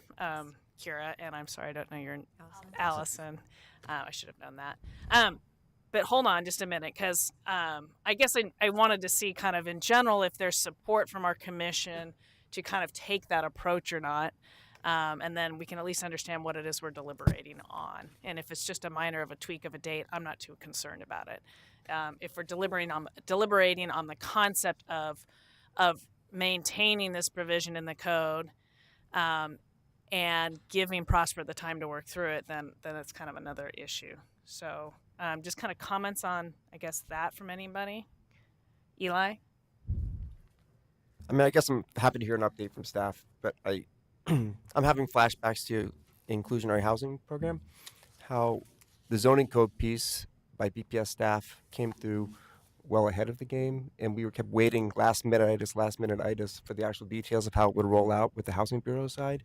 It feels very parallel to that right now and I don't want to we haven't seen what Prosper Portland is bringing to the table on this yet, but I guess it feels like the can's been kicked down the road a bunch of times since we saw this at the mixed-use zoning project. We were first asked to look at this amendment. We approved it back then with the expectation that there'd be a program coming along. It came to us a few weeks ago with a memo with a fill-in-the-blanks program. Now we're being asked once again here's a accelerated process, 2 months. It feels like, so I guess I don't know. Maybe the upside to this doesn't seem huge. It's 14,000 square feet is what I'm seeing an estimate here. That's like 3 50 by 100 foot blocks. It's not a lot of stuff on the table here, but I guess maybe it just is a backstory. It might be helpful for me to maybe have communication with just a discussion of us. What does it mean when we're doing the zoning piece and we're relying on another bureau to come up with implementation, and we're being asked to vote on it without knowing how it's going to be rolling out? So I just want to pose that as a question I have, but I'm a little bit on the fence on how this. That is kind of the question. Go ahead, Michelle. Additional question: what's the anticipation in terms of what we would see? Would there be public testimony, or is it just a staff briefing in March and then a work session or something in April? Staff briefing. Yeah, staff briefing is what was imagined. Okay. Andre? It, I'm actually comfortable with this, what you've proposed, and coming back in March. I was a little concerned about April, given the comp plan movement. So March seems reasonable, and we've sent out a lot of stuff for people to develop rules.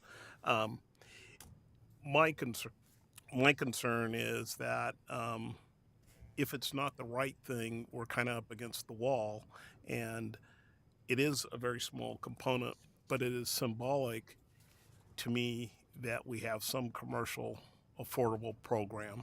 And if in almost a year's time we cannot get one together for 14,000 square feet, there's just something not working here. So I'm unwilling to move something forward to council if it's not correct. So I'm going to propose and say now if it's just not correct. And so the short time seems reasonable, but I want to make sure we get a reasonable program that works. And I'm concerned, like Eli, that this thing's been kind of kicked down, and 30 minutes before a meeting we get a memo saying we're going to kick it one more time. Yep, I agree. And just kind of outlaying options for folks. I mean, the other option is we pull it out of the zoning code and let Prosper continue to work on it, and then they can work with council to put it back in. So, I mean, that is certainly an option. I guess what I like about, as frustrating as it is to be in this place at this time, is your point of supporting the notion. We put it in there originally because we thought it had some merit to try to work through. So it's just a continuing work on, yes, we continue to support it, and we're willing to give you a little bit more time. But that's kind of my comments. Any additional kind of thoughts or notions? Yes, Teresa. I think when we have something that is relatively new, it's complicated, it is hard to work on. And we need to, I don't know exactly if this is the perfect approach to allow it enough time to give us something that we can work with, but we do need to keep supporting it. Because if we don't, it will just disappear. It'll be gone. If we say, okay, we're taking that out, it was too hard, done, it will not come back. So if there's a supportiveness that we need some affordable commercial program, and yes, it is hard, then we need to leave it in there and work on it a little bit, see what we can get there. But I also do agree with Kat in that if what we come up with is not going to be effective, then it's a useless thing and we should eliminate it, and we should just stand up and say, we don't know how to do this, or we can't do this, or whatever, and own up to that. Okay. Any other thoughts? Yeah, go ahead, Andre. I don't know if this is out of turn, but who's going to be involved in the next process? So I see you lay out this, but what about community members and other folks? So thank you for having me here. I'm Kira Strausman. I'm the newly appointed Director of Development and Investment for Prosper Portland, and just newly arrived to Portland as well. So forgive me if I'm not as well versed in the history of this process. I'm certainly knowledgeable about the incredible code challenges that Portland has overcome in the past. And I'm with my colleague, Allison Wicks, from my department within Prosper Portland, who's been running point on this for the last 6 months or so, to try to get a better categorical conclusion to sort of how we want to approach affordable commercial. Like Ms. St. Martin has said, there's a lot of stakeholders beyond Prosper Portland in looking at how gentrification affects commercial uses. And I think, as I understand the history, this support for having an affordable commercial program actually preceded the IZ as a recommendation to the Planning Commission.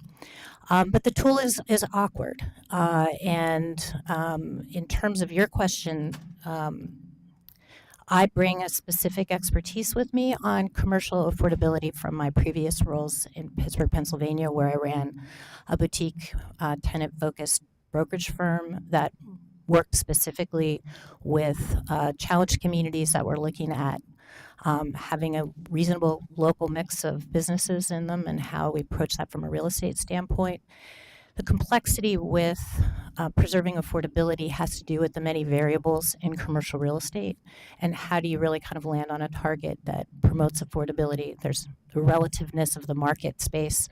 I think what I'm hearing across the board, and just came from a meeting in Commissioner Fish's office on this issue as it appears in the arts community, that between sort of what the building container needs to be from a safety perspective, so from a code perspective, and what the business requirements are of building it out, there's just an enormous amount of complexity. So I think what we're proposing, and this also maybe reflects on who's going to be with us as Allison and I and our division moves forward with Prosper Portland's priority on this. Just an aside that this commercial affordable program development is actually a major focal point of our work plan inside of the Development and Investment Department. So it's not just sort of an also-ran, but we've actually kind of promoted it in our strategic vision. We think it's so important. So that's why you have a senior Prosper Portland official here to represent it, because I will continue to work on this. But we do have a stakeholder committee.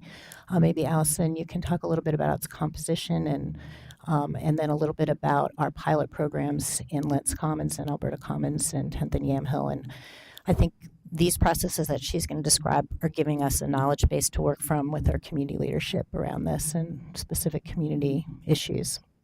Yeah, so I guess I want to start also with the timeline questions. If you could bring the mic closer to your... Is this close enough? Okay. So timeline, stakeholders, and pilot projects.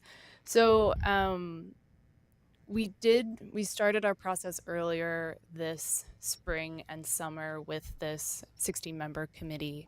The key questions laid out for that group were two. One is this the right... So is Prosper Portland interested in administering this program? And the second is this the right code language? So we got an answer to one of those questions, which is yes, we are interested in administering the code in this program. We see it as a part of this larger suite of affordable commercial tools that we're bringing forward.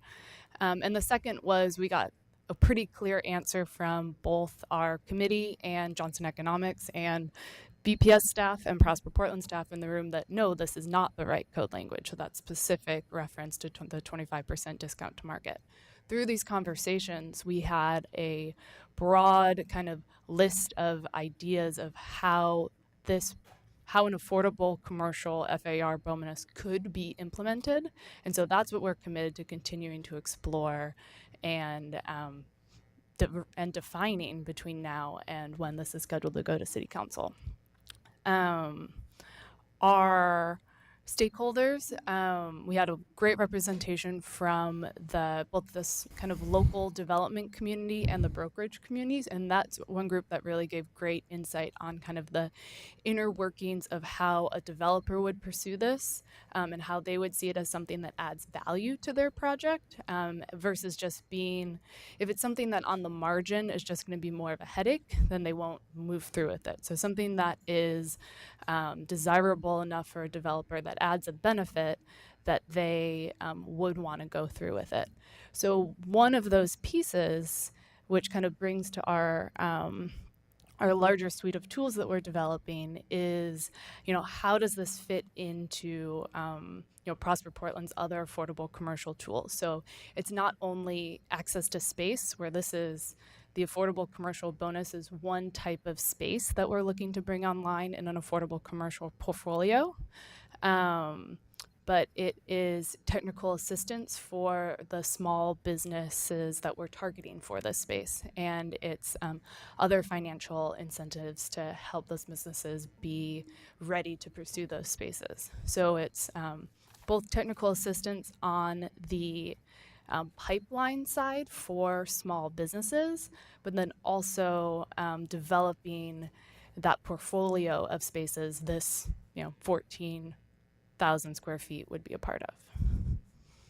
And we consider the 14,000 those small, considering all the development activity, is really kind of very significant.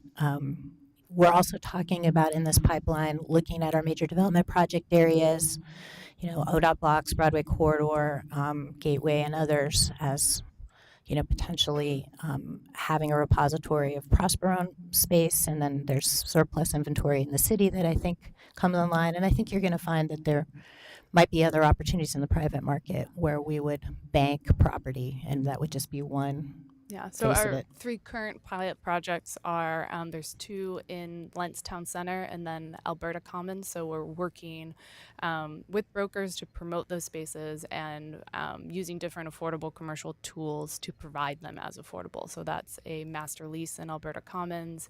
It is ownership for Lents Commons in Lents Town Center, and then also a tool that's we call consent to let. So giving in our development agreement for Oliver Station in Lents, we were able to negotiate a designated marketing period. So that's kind of the similar tool that I see the affordable commercial bonus. We're would be working with a private developer to market their space and bring in the appropriate tenant for it. Thank you. So are there additional questions, Andre? So who's going to be on the committee? Like individuals, like from areas is what I'm looking for. I think we continue to work with the group, so the group that's the stakeholder listed. group that was there before. Yeah, and then That's all I. yeah. Yeah, I mean, and when we're working in discrete areas, for instance, the Broadway corridor project, we have a steering committee of, I think it's 44 folks that are in that table. We might create a subcommittee to look just at the affordable component. I mean, that would be sort of our methodology around ensuring that we're getting a community face on the details of any particular project that we're developing. Are there, Andres? I've mentioned this before, but I just felt like it would be helpful to reiterate it. I think it would be good to see ideas of what other jurisdictions are doing in this vein. There are lots of cities that are considering how to do this, both nationally and internationally. Some interesting ones are San Francisco's historic business preservation, which isn't exactly like this, but is an approach to this. And I know BC, Vancouver has been trying to figure out how to manage province-owned commercial spaces. And then I know something that was raised last time was the idea of what happens if a tenant is in one of these spaces and starts being successful, which is obviously the goal.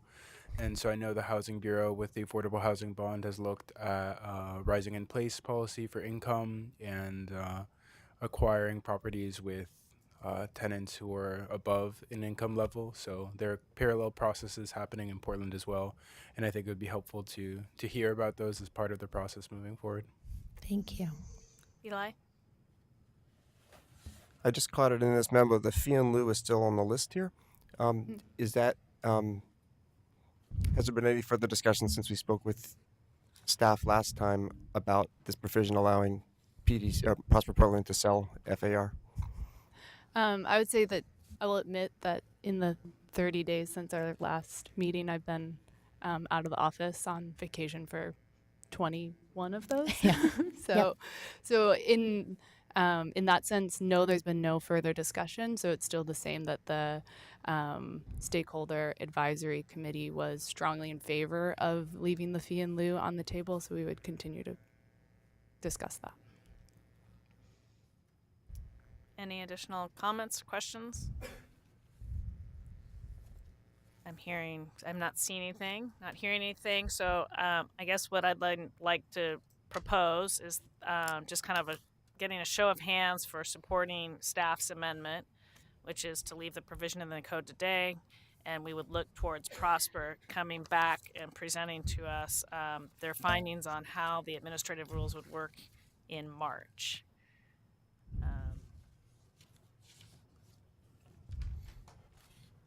Nearly unanimous. It looks like Eli is opposed to that, but that moves forward. Okay, Thank you. Great. All right. Thank you. Thank you very much for your consideration. Thank you. And we will look towards a March scheduling date for that. So the last topic that I have for significant discussion is this question about self-service storage facilities. You heard testimony from stakeholders, several neighborhood associations, and some individuals concerned about the lack of activity that these large scale facilities, which we're seeing a number of being developed, present, particularly on main streets. And there were some ideas offered by those that testified either orally or in writing. And some of the suggestions were to prohibit self-service storage uses in the two zones where they're currently allowed in the commercial mixed-use array, the CM3 and the CE zone. And as a reminder, the CM3 by and large replaced the EX zone. And the reason that self-service was proposed to be allowed in the CM3 was really a translation from the EX zone, which allows self-service storage as an allowance. And the CE replaced the CG zone, which is another zone that currently allows self-service storage. So that's the history on that. But there was a request to either prohibit them in those two zones or prohibit those uses in CM3 and CE zones on frequent service transit streets. And there's some variations on that. Or another proposal, suggestion to maybe limit the size of self-service storage uses and or apply additional development standards that would limit or promote limit the inactive use and promote an active use on the transit street. So I've got a little bit of background on self-service storage, where they're occurring, how much space is being proposed or developed, and then open to your discussion if you want to move forward on this. But what we've seen is that there has been a strong demand in self-service storage facilities due to an increase in apartment living, primarily in nationwide, but also in Portland. Right now, there's about 17 projects that have either been proposed or built within the past 4 years, so quite a few of these facilities. That's about over 1,500,000 square feet of total space amongst all those projects. The buildings that are being proposed now are not like those low-slung garage-like facilities that we saw in the 80s or early 90s. They're pretty big buildings, multi-story structures ranging from 74,000 to over 150,000 square feet, so they're pretty big. And they're occurring in a variety of zones. CG, some in the EX, some in the industrial and employment zone. So there's a range of zones that they're occurring in. This is the stars indicate where those 17 that I mentioned are proposed currently. So they're all around the city, typically on transit streets or in high access locations, which makes them convenient, presumably for people that want to access them. This slide just shows you the zones that they're currently allowed in and where they'll be allowed in the future. So the left-hand side of that top table shows that they're currently allowed in the CG and the CX. In the future, there'll be CE, CM3, and CX.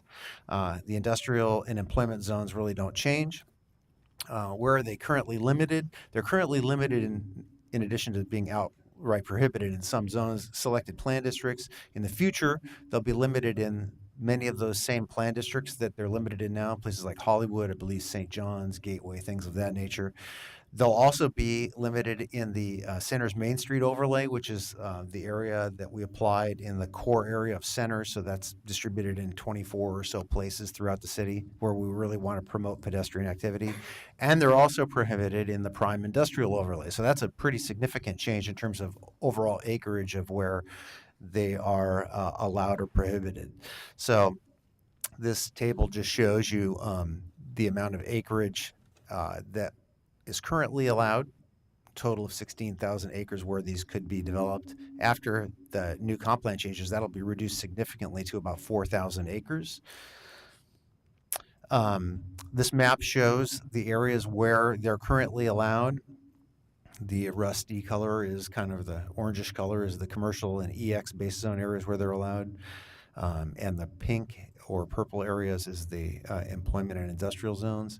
And then that'll change to look a lot more like this. So this is a major reduction in the amount of area where these uses will be allowed in general. Just want to put that out there for your information so you know where we're aiming at in terms of the code. And so I guess the commission really hasn't decided or discussed whether they want to take up any of those issues that were presented in testimony.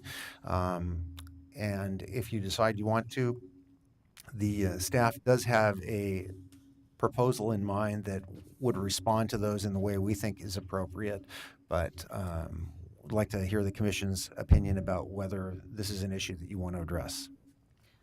Well, real quick, Barry, just so we can perhaps maybe get to it sooner rather than later. I don't think it hurts to go ahead and put forward just your thoughts. It sounds like you've heard testimony and have a suggested amendment. We do. Unless you're trying to tell me it's not maybe your first choice, the amendment, but it's a second choice. I guess that's what I'm trying to get at.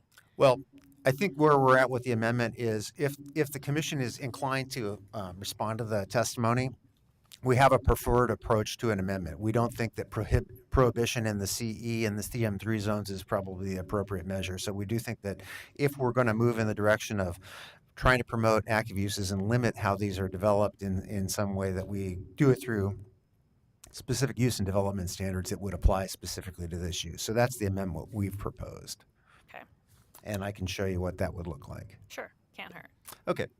So our proposal, and I think it was outlined in I know it was outlined in the December 5th memo, would be to limit inactive uses within 100 feet of a transit street. So we would basically require 25% of the ground floor of the building, if it's over 100 feet in length, to be in one of several active uses that we've identified in the code. And so that would basically, if you've got a relatively small site, 100 feet or less in length, we wouldn't require additional active uses at the ground floor. It's not a major interruption to a commercial street from our perspective or a commercial district. It's not insurmountable link. There are other uses that are allowed in the commercial and industrial base zones that also present some lack of activity.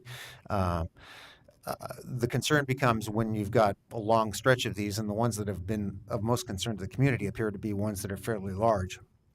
We think that it might make sense to include an active use at the ground, another active use at the ground floor of these if you've got a long stretch of frontage. So hence, we think a building over 100 feet length probably would kind of be one that could trigger that. And the uses that we've got here listed, not all of them are seen as active in the sense of a retail activity, but they are relatively active uses that provide different services to the community that one could access that are definitely more active than what could presumably be fairly low activity warehousing space that the self-service storage is. I think that's the only slide I've got there. And I do have this slide here. I'll go back to the proposal, but this slide illustrates the lots that would be essentially affected by such a provision. Really, they're located on transit streets throughout the city, and only in those CE, CM3, and the industrial and employment zone. So it's a pretty limited set of lots that it would apply to. So with that, I guess we'll open that up for commission discussion. Any questions, comments, Chris?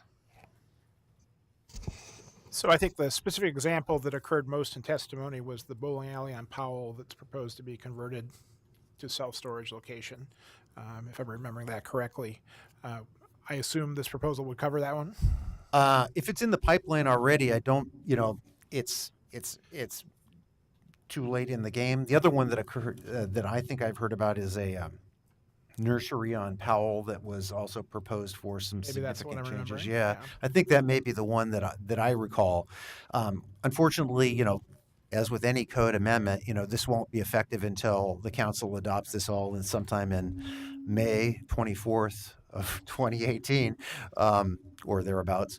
And so anything that's in the pipeline now would be. But in terms of capturing the use case the community responded to, if this would address a lot of this code would cover it. Yeah. So if there were a new facility proposed on 82nd Avenue or Powell or maybe Outer Division where there still exists quite a bit of CE zoning, and a large facility on a very large lot that tend to exist in those locations were to develop with this use, it would prevent the use from becoming 100% self-service storage at the ground floor. It would not prevent the use overall, and we do see that there is a need for and a demand for this use overall. We just don't want to have the entire ground floor be inactive. Any other questions? Go ahead, Ben. From an urban forum standpoint, I'm in support of the requirement for the 25% active use beyond 100 feet. I think that makes sense. One question though, for buildings above 30 feet, there would be no requirement. My question is, what's the rationale behind that? Does it have to do with kind of the proportion width versus height of the building? This would still apply to buildings that are taller than 30 feet. So the other provision in there, I'd have to go back and look at how the code is constructed, but when we did the analysis, this would apply to those buildings that are more than 30 feet tall. We would intend to capture those. So if that's your question, I think we're covered on that one. Okay. Yes, go ahead, Andre. So the 25% and looking at some of the new buildings, they appear to have a ground floor use for most of them around just their office and kind of selling boxes or I don't know what's in there. But so do you know, does that space cover the 25% or generally in the new buildings that are coming up, or will this be additional space? So I assume they would be taking up part of that 25% in this provision. So I'm trying to figure out how much additional space would be. Yeah, or do you know? I don't have figures on how much space that the ones that are proposed. Looked at a variety of them, but I don't have the calculations on how much of the currently proposed storage facilities, how much of the office space would occupy of that. But I can give you some examples of how much space would be required in some different scenarios here. You know, we looked at a couple just really quickly here. If you took a typical 200 by 200 block that might become a storage facility, or a 400 by 100 lot, which is another kind of frequent combination of lot sizes that we have here in Portland, that adds up to about 40,000 square feet. In this provision, for a typical Portland block, a 200 by 200 block, and you assumed a transit street on one side, only 100 feet of that would be subject to it. And so that would end up being, 25% of 20,000 square feet, so about 5,000 square feet. Be a pretty big office. So I think we're probably asking for more than what you would typically get in an office for one of these. I think where the question is when it gets to a relatively small lot, like a 50 by 110 foot facility, I think that's smaller than most of the facilities we're seeing nowadays. They tend to be quite a bit bigger than that. Then you're asking for much less space. In that example, I think I calculated that you'd be asking for about 1,375 square feet of active use space, and that could be a pretty good size, office for a facility. But if the office is the active part of that, I think that would be acceptable. And then the second question. I would say that's an office for a facility like this is probably closer to like 200 square feet. I mean, it's typically a person. Oh, okay. Yeah. And a desk, maybe some file cabinets. Big lunchroom. Perfect. So the other part is the street portion within the 20 feet of the transit street in terms of the facing, correct? So if it's next building back off the transit street, this doesn't, on going down, but it's going down the side street off of transit street, it doesn't. So 50 feet back, it would not apply. Would not apply. Actually, it would be within 100 feet. We didn't specify a depth dimension of how deep the space would have to be. We just said 25% of the area within 100 feet. So that could be covered within that 100 feet. It might only extend 50 feet deep, or it might be shallower than that, depending on how the space is configured. We didn't specify that in the original staff proposal. So yes, if the use and the building were 200 feet deep, you wouldn't have that on if it was not on a transit street. Yes. Yes. Okay. So, are there any other questions? Yeah, Andreas. So does transit street mean high volume transit, or just any street with transit? I think the way our code specifies transit street. It defines the different classifications of transit street that this would apply to, and we're not proposing to change that. So it's a, I'd have to go back and look at which ones those were. But it's not just frequent transit streets. It's a broader array of transit streets. TSV classification. Yeah. Well, it doesn't go down to the local service transit street. I think it's one step up to community transit street, I think is the bottom of the threshold. And then it sounds like this would be a pretty small portion of the property that we'd be talking about, but I was wondering if there was any thought to if this would impact the cost of self-storage in a drastic way. We haven't done an analysis of the cost. It probably will affect development costs, and it certainly affects the development model that most of these self-service storage facilities are operating on. I should also mention our initial kind of take is that it would affect about 3,700 properties altogether, which is fair number of properties, not a huge number when you consider all the commercial properties that are in Portland. And we would provide, since this is this topic came up in Planning Commission, we would be providing required state notice to those property owners that would be affected by this for the city council hearing, so they would get notification that this change was occurring. It's because it's theoretically a change in use or a use allowance. I guess I'm sympathetic to wanting to retain these streets as valuable active use, but also that self-storage is a need that people have, and so making sure we don't make drastic changes to that unintentionally. Yeah, I think it's uncharted territory. We didn't see a lot of literature on provisions like this that would, try to marry two uses together. There are a lot of design regulations that are applied to self-service storage, and we've already addressed that by and large in the commercial mixed-use zone. So we think we were covered on that in that regard. Michelle. So I'm a little confused about what the language means because I'm reading it one way, but it sounded like your example worked a different way. Because the way I'm reading this is, okay, if I'm within the requisite distance of the transit street, once the building is more than 100 feet, has more than 100 foot length, Yes. then 25% of any of the ground floor has to be in active use. But it sounded like when you were running the numbers, that was only 25% of the amount that was over the 100 feet. No, it's 25% of the entire ground building. floor area within 100 feet of the transit street. We assumed that if the lot was deeper than that the back portion of it would not be subject to this regulation and was not having the same effect or the deadening effect on the transit street as the area on the transit street.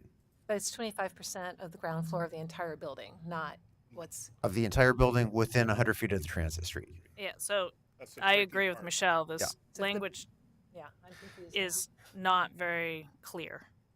If that's what the intent. If you had a 200 by 200 foot block and the storage building is going to take up the whole block, you're saying that only the portion, the 100 feet depth of that length of 200 feet is and it's 25% of that. Correct. Not the entire ground floor. Correct. So I don't think this is clearly saying that.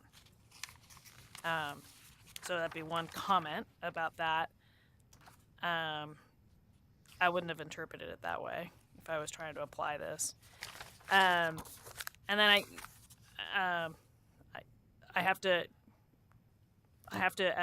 let it be known this isn't my idea. Doug Klotz kind of sent up some language to think about, and I have to kind of agree with him. A little bit of my concern, and this isn't just with self-service storage, except that there's a clever way to solve how to do this with self-service storage, is that if you don't require a minimum depth, you could have just a really long office area with one desk in it that fronts your active street, and it basically could be circulation. And I don't think that's the intent either. So that has me concerned.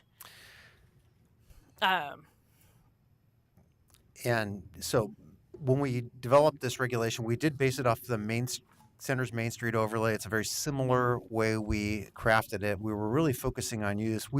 At the time we developed it, we did not think that would necessarily be an issue, but we certainly, someone could try to circumvent kind of the intent of the regulation by creating space that wouldn't be very usable.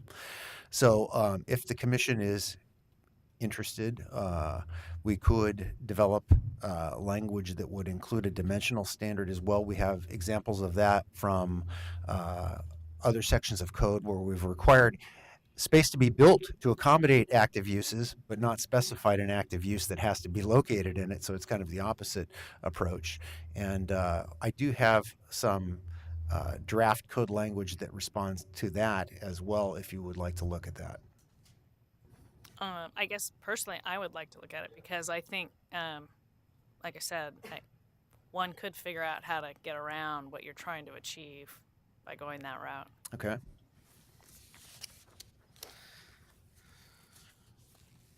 And then it looks like Ben has a comment. So go ahead, Ben. Yeah, on a similar note, following up on your comment, I mean, the 25% of the ground floor doesn't necessarily specify where that 25% would go. And I think the intent here is really to have that active use facing the transit street. Correct. But you could have something really shallow or something really, really deep that is only, I don't know, 10 feet wide or 20 feet wide and goes all the way to the back of the lot, and that still fulfills the 25% requirement. So I think maybe that needs to be clarified that, we want to be on the transit street side.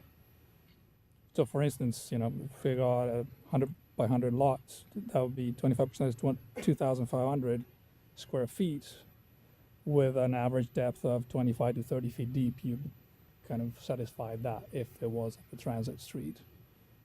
Well, we have, I see where you're going with that. We made an assumption that people would try to create space that was viable, but there's always the possibility that people would try to create space that's not viable. We did, like as I said, we developed some language that responded to that, and I just have to put my finger on it. That's the question. So one thing we could do in the interest of time is we could work on some other language, getting from what you just said right here, and then Barry could work through the rest of the document here, and then Joe and the rest of us could come up with some other language here. I think this is it. I could be wrong, but do we have any other items? No, these are the only items that we have here on the agenda. So this is the last, assuming that the commission was okay with everything else, I think we're good. Oh, all right. And I mean, I could take a poll. Was there any other items on this that somebody else that hasn't been mentioned that you'd like to add, or? Nope, I think we're working through this last one. Yeah. Okay. Yes, Eli. Sorry, on this one, I think I like the general direction of staff's proposal on this with the ground floor retail. The thing that originally raised this as a concern for me, the self-storage space in CM3 zones, was just remembering when we designated the CM3 areas, those are like some of the choice development opportunities, like right where major transit lines crossed, where we allowed developers to go 5 or 7 stories with incentives. You could house a lot of people there with great public amenities that are, so I think in some ways we could just let the market see what it does and experiment with this a little bit. The concern I still have a little bit in the back of my head is whether we seriously underdevelop some locations where we could have much higher value uses where we've invested in public infrastructure. And I don't know how tall these things usually get. The ones I tend to see maybe 3 stories, is that, or do they go more maybe? They can go more. They can go quite quite easily. a bit. Okay. Well, and I don't, I've not used a self-storage facility. I'm not an expert in the topic or the needs. I think it's a good point that they're nice to locate where a lot of people are living. It also would be disappointing if we went to the effort of designating CM3 zone at like the intersection of, Cesar Chavez and Powell or something like that, and then see a self-storage facility show up at that intersection. And so I guess I'm okay running with this because ideally at that location, there's higher value use for that land than a storage facility. If it proves otherwise, or you suspect it's going to be otherwise, then I would be more likely to say, look, if you want to do self-storage there, go through a zone change. It's not that big a percentage cost for a project.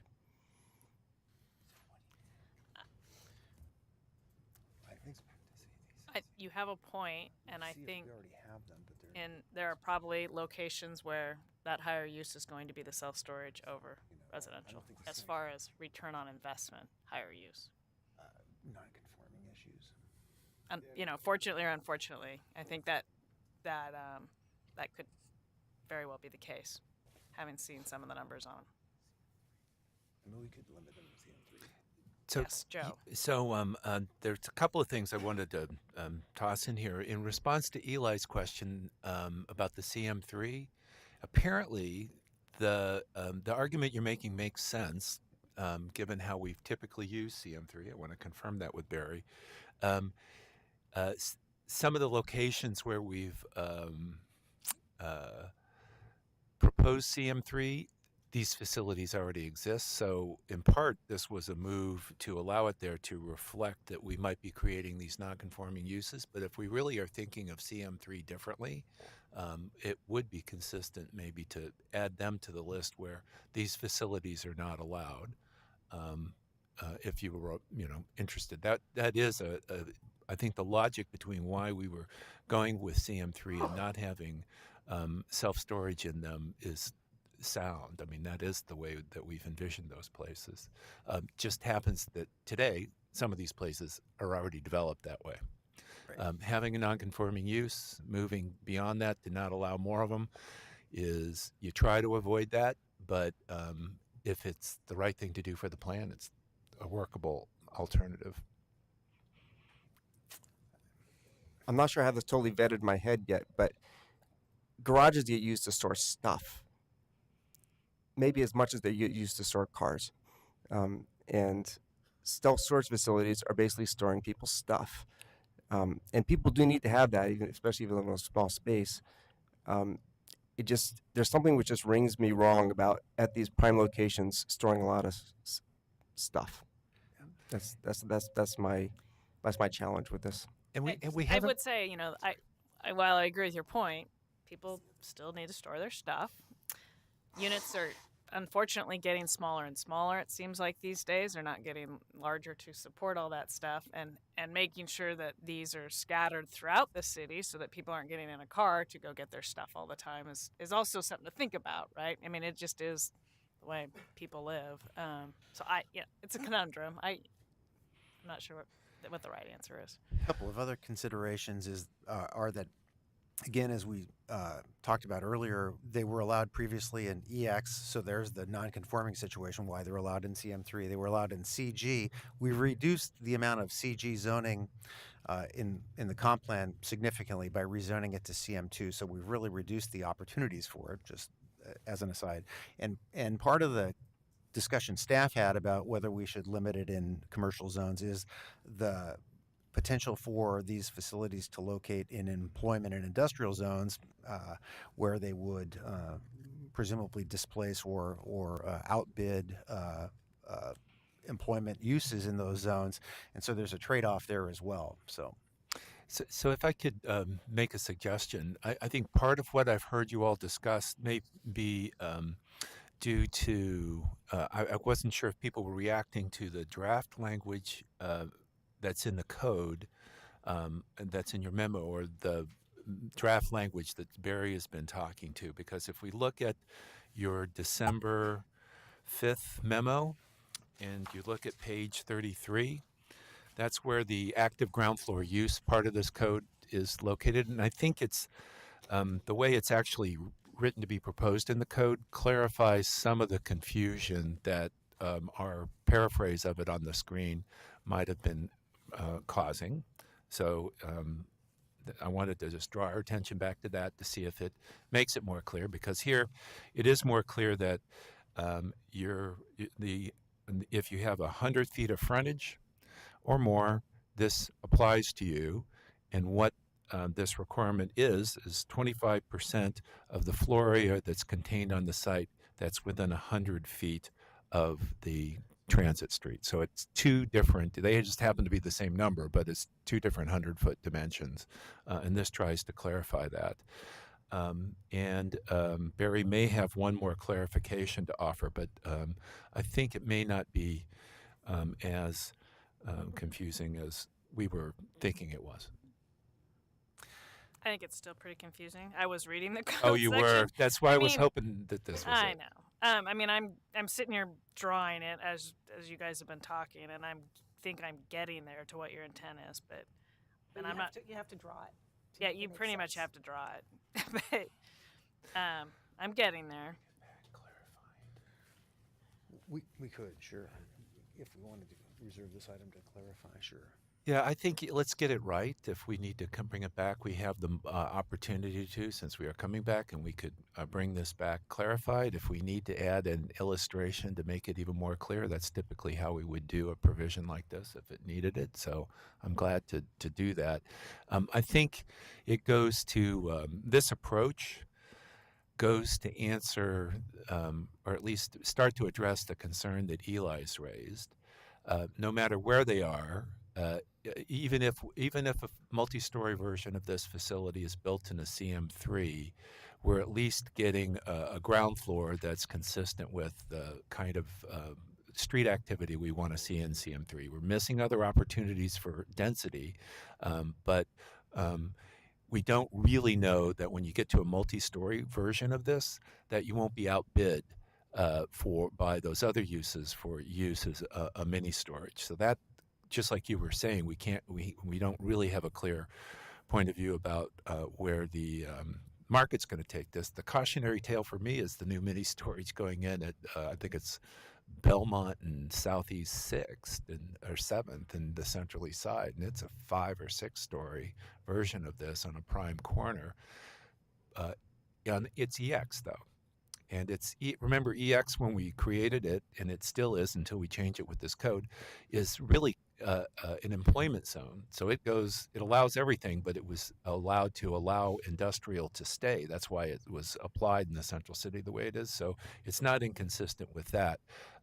This at least is making sure that we get the ground floor fixed straight. And the other thing that we're seeing about these mini storages is it's not just personal gear. It goes with smaller businesses as well. So it's hard to say it's not appropriate in a place that's serving small businesses like the Central East Side. So if we get the ground plane light, that's at least something. What's the logic behind being located within 20 feet of a transit street? Oh, well, see, for this activity, So it says when any portion of the building is located within 20 feet of a transit street. Most buildings, because of our setbacks required in the new commercial mixed-use zones, are going to be within 20 feet of a transit street, but we're not requiring 100% of a building facade to be within those 20 feet. There's still opportunities for, as we talked about when we adopted that code, we wanted flexibility to allow for plazas or for other arrangements of buildings. So there could be a portion of a building that's not within 20 feet of a transit street. So one could have So your other workaround is to do a plaza. or an L-shaped building or Stop your something building like from being that. 100 feet long. There are those Have possibilities. no active use. But those kinds of inactivities, Really? A plaza with no active use that's surrounded by self-service storage? How would it be active? You need to speak it in the microphone, Susan. Sorry.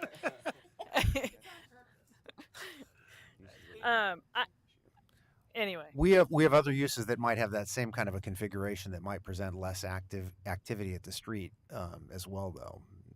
So it's not exclusive to this use. Okay, I'm kind of beating this issue up. I guess I have a concern that this is pretty easy system to beat, and we're not necessarily getting an active use at the ground floor the way the code's written. And I think mostly it comes to the depth, because I could easily see I'm going to put a 12-foot wide corridor into the front of this and put an office space at one end of it and call it good. And a 12-foot wide corridor is great for moving stuff in and out of storage units, by the way. So I'm not sure it achieves our goal, which is my concern, but I'll leave it at that and see if there's any other kind of comments on it. Eli's raised a particular issue that, to me, on transit streets that where we've made a major investment, we've got a light rail or something, and Central East Side, that one going in, we don't have that, but we could have, I don't know if we have any proposed, where we have a light rail proposed or streetcar going in on the two intersections, and we've got millions of dollars going in, and to have storage on that corner seems to be just the wrong intended purpose from the very start. And so I don't know if they're, even in our shrunk down version, if we've looked at that and said, are there intersections that we really just don't want these to even be included? Because we're going to put millions of dollars into that to bring transit down there to make that development. And Could you exclude streetcar streets? yeah, could you exclude certain streets, and so that certain streets just don't get the development? I mean, we've had language regarding active use along streetcars, so that wouldn't be completely inconsistent. We have precedent for other things where we've treated them that way, surface lots, for instance. So I believe that that approach could work, yes. I think, and I guess one of the things to bear in mind here is that the central city has its own, and where streetcar exists, at least initially, I think it's got its own set of development regulations that would, it's certainly going to override the base zone regulations in this topic. So I guess we could go back and confirm with the central city, but when we initially checked with the central city plan team on their concerns about this provision and how it's affected, they were not very, because this use is also allowed in CX. They were initially not overly concerned about it because of the active use requirements in the central city plan districts and some other things there. But I could go back and confirm whether there's an issue there. Central City, Barry. I think, what if streetcar starts going out the corridors? Sure. Right, and now all of a sudden we've got. Well, in fact, there's discussion now that the extension to Montgomery Park could be on Wilson, which is in an employment district that. District we've zoned for employment. And we have in the Northwest Plan District some limitations already built in. But yes, you're right. In areas where we haven't three seen proposed streetcar facilities in that area on your map, right? So. Well, no, I don't know if they're right on the streetcar. Hopefully, very not. close. Yeah. I mean, I was on the walking tour, and somebody pointed and said, "Oh yeah, that's going to be self-storage." East Portland too, which has proposed streetcar in it, and that also has. When you, even in the reduced area, East Portland, 82nd, and things had proposed areas that could be self-storage. Okay, so looking at the time, I'm gathering 3 topics, unless we've got kind of surrounding this topic, 3 issues that I'm hearing deliberations on. One is, are we comfortable with with self-storage being in a CM3 zone? Another that I've heard is, are we comfortable with having self-storage on a street that has streetcar?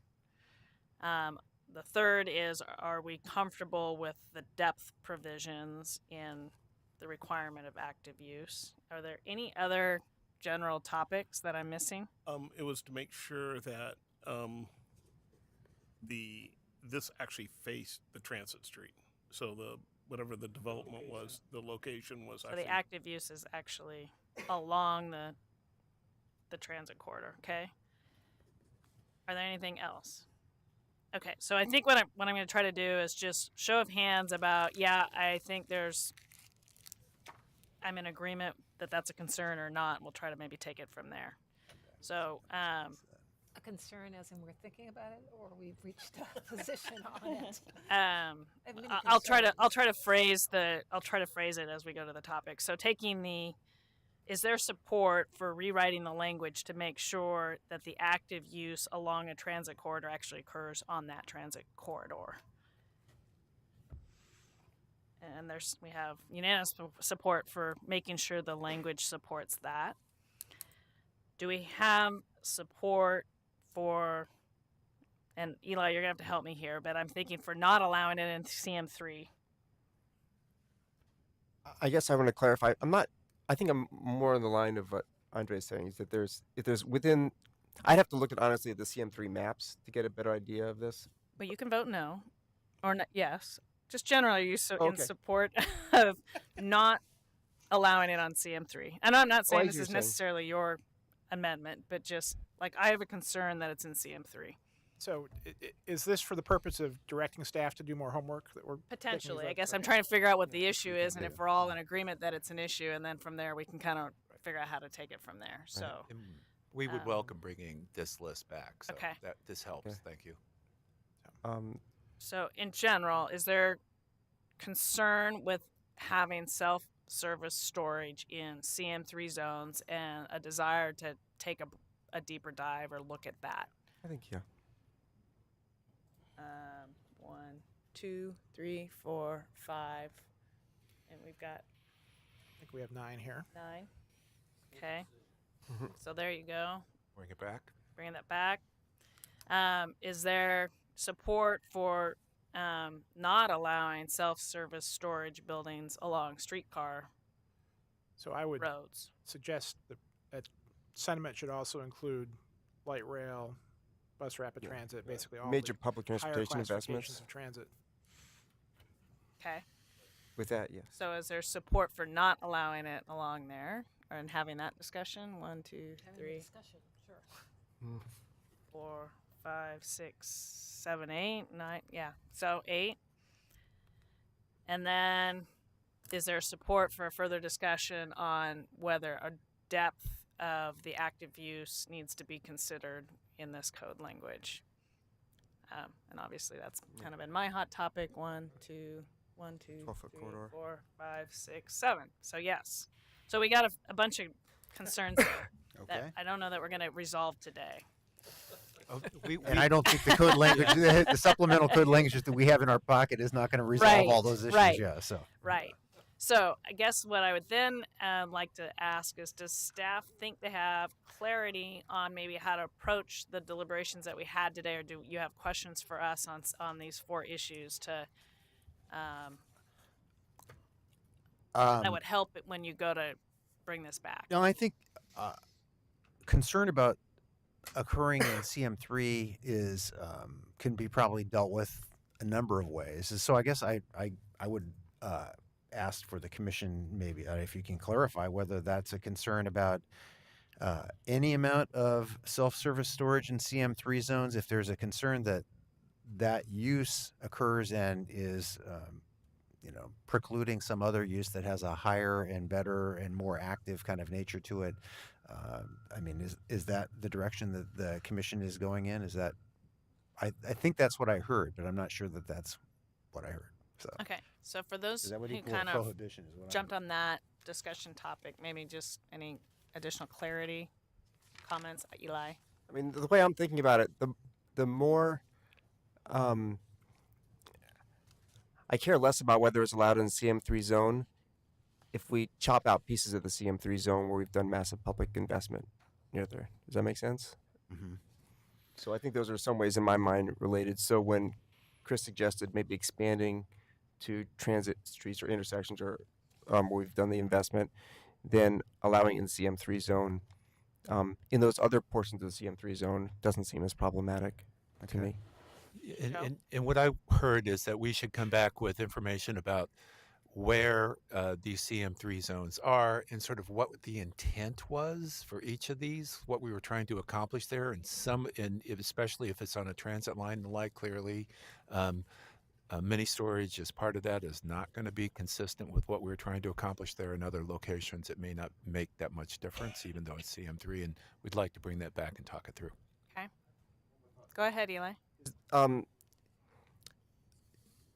I could totally imagine a mixed-use structure which has a self-storage component in it. I don't know if these have happened in Portland, but like maybe the whole second floor is storage. I would want that to be allowed. So I'm not sure where to go with this. I'm imagining if someone wanted to. Is there already an answer to that question, or is that or is that a use within a zone that if we say you can't do it in type 3 in a My comment, feedback on that would be that's exactly what I'm trying to get at with depth, is that if you can have something on the ground floor that actually supports a variety of uses and you can't get around it by putting some quasi office type space, then I'm kind of with you. Like I've got something on the ground floor that supports pedestrian activity and things happening, and who cares how, go ahead and meet the code with self storage up above. And you've seen examples of it, Yes. actually. Broadway furniture in Northeast Broadway and Fifth. They're all over town. Yeah, I mean, there's it's bunches of actually examples. a Yeah, Michelle. reuse of a building. And we do think that the provision that we have now, I mean, we'll go back and see if we can clarify it and clean it up a little bit. I think gets at that ground floor pretty well, at least on the transit street situations with a little bit of fine tuning. I think we can respond to that issue. And as you if you go look at this Broadway furniture example, it's interesting because it's also on the streetcar line. So, right. Which doesn't mean it couldn't be better. I'm just saying the example. It's an example of where they've combined the two. So just a quick question. I wonder if making it a conditional use would give you the flexibility to deal with some of these concerns. It all depends on the criteria you set for the conditional use, really, right? You're judging it against some criteria, and our standard criteria probably wouldn't answer so much of this. We'd have to invent new ones. So, Ben?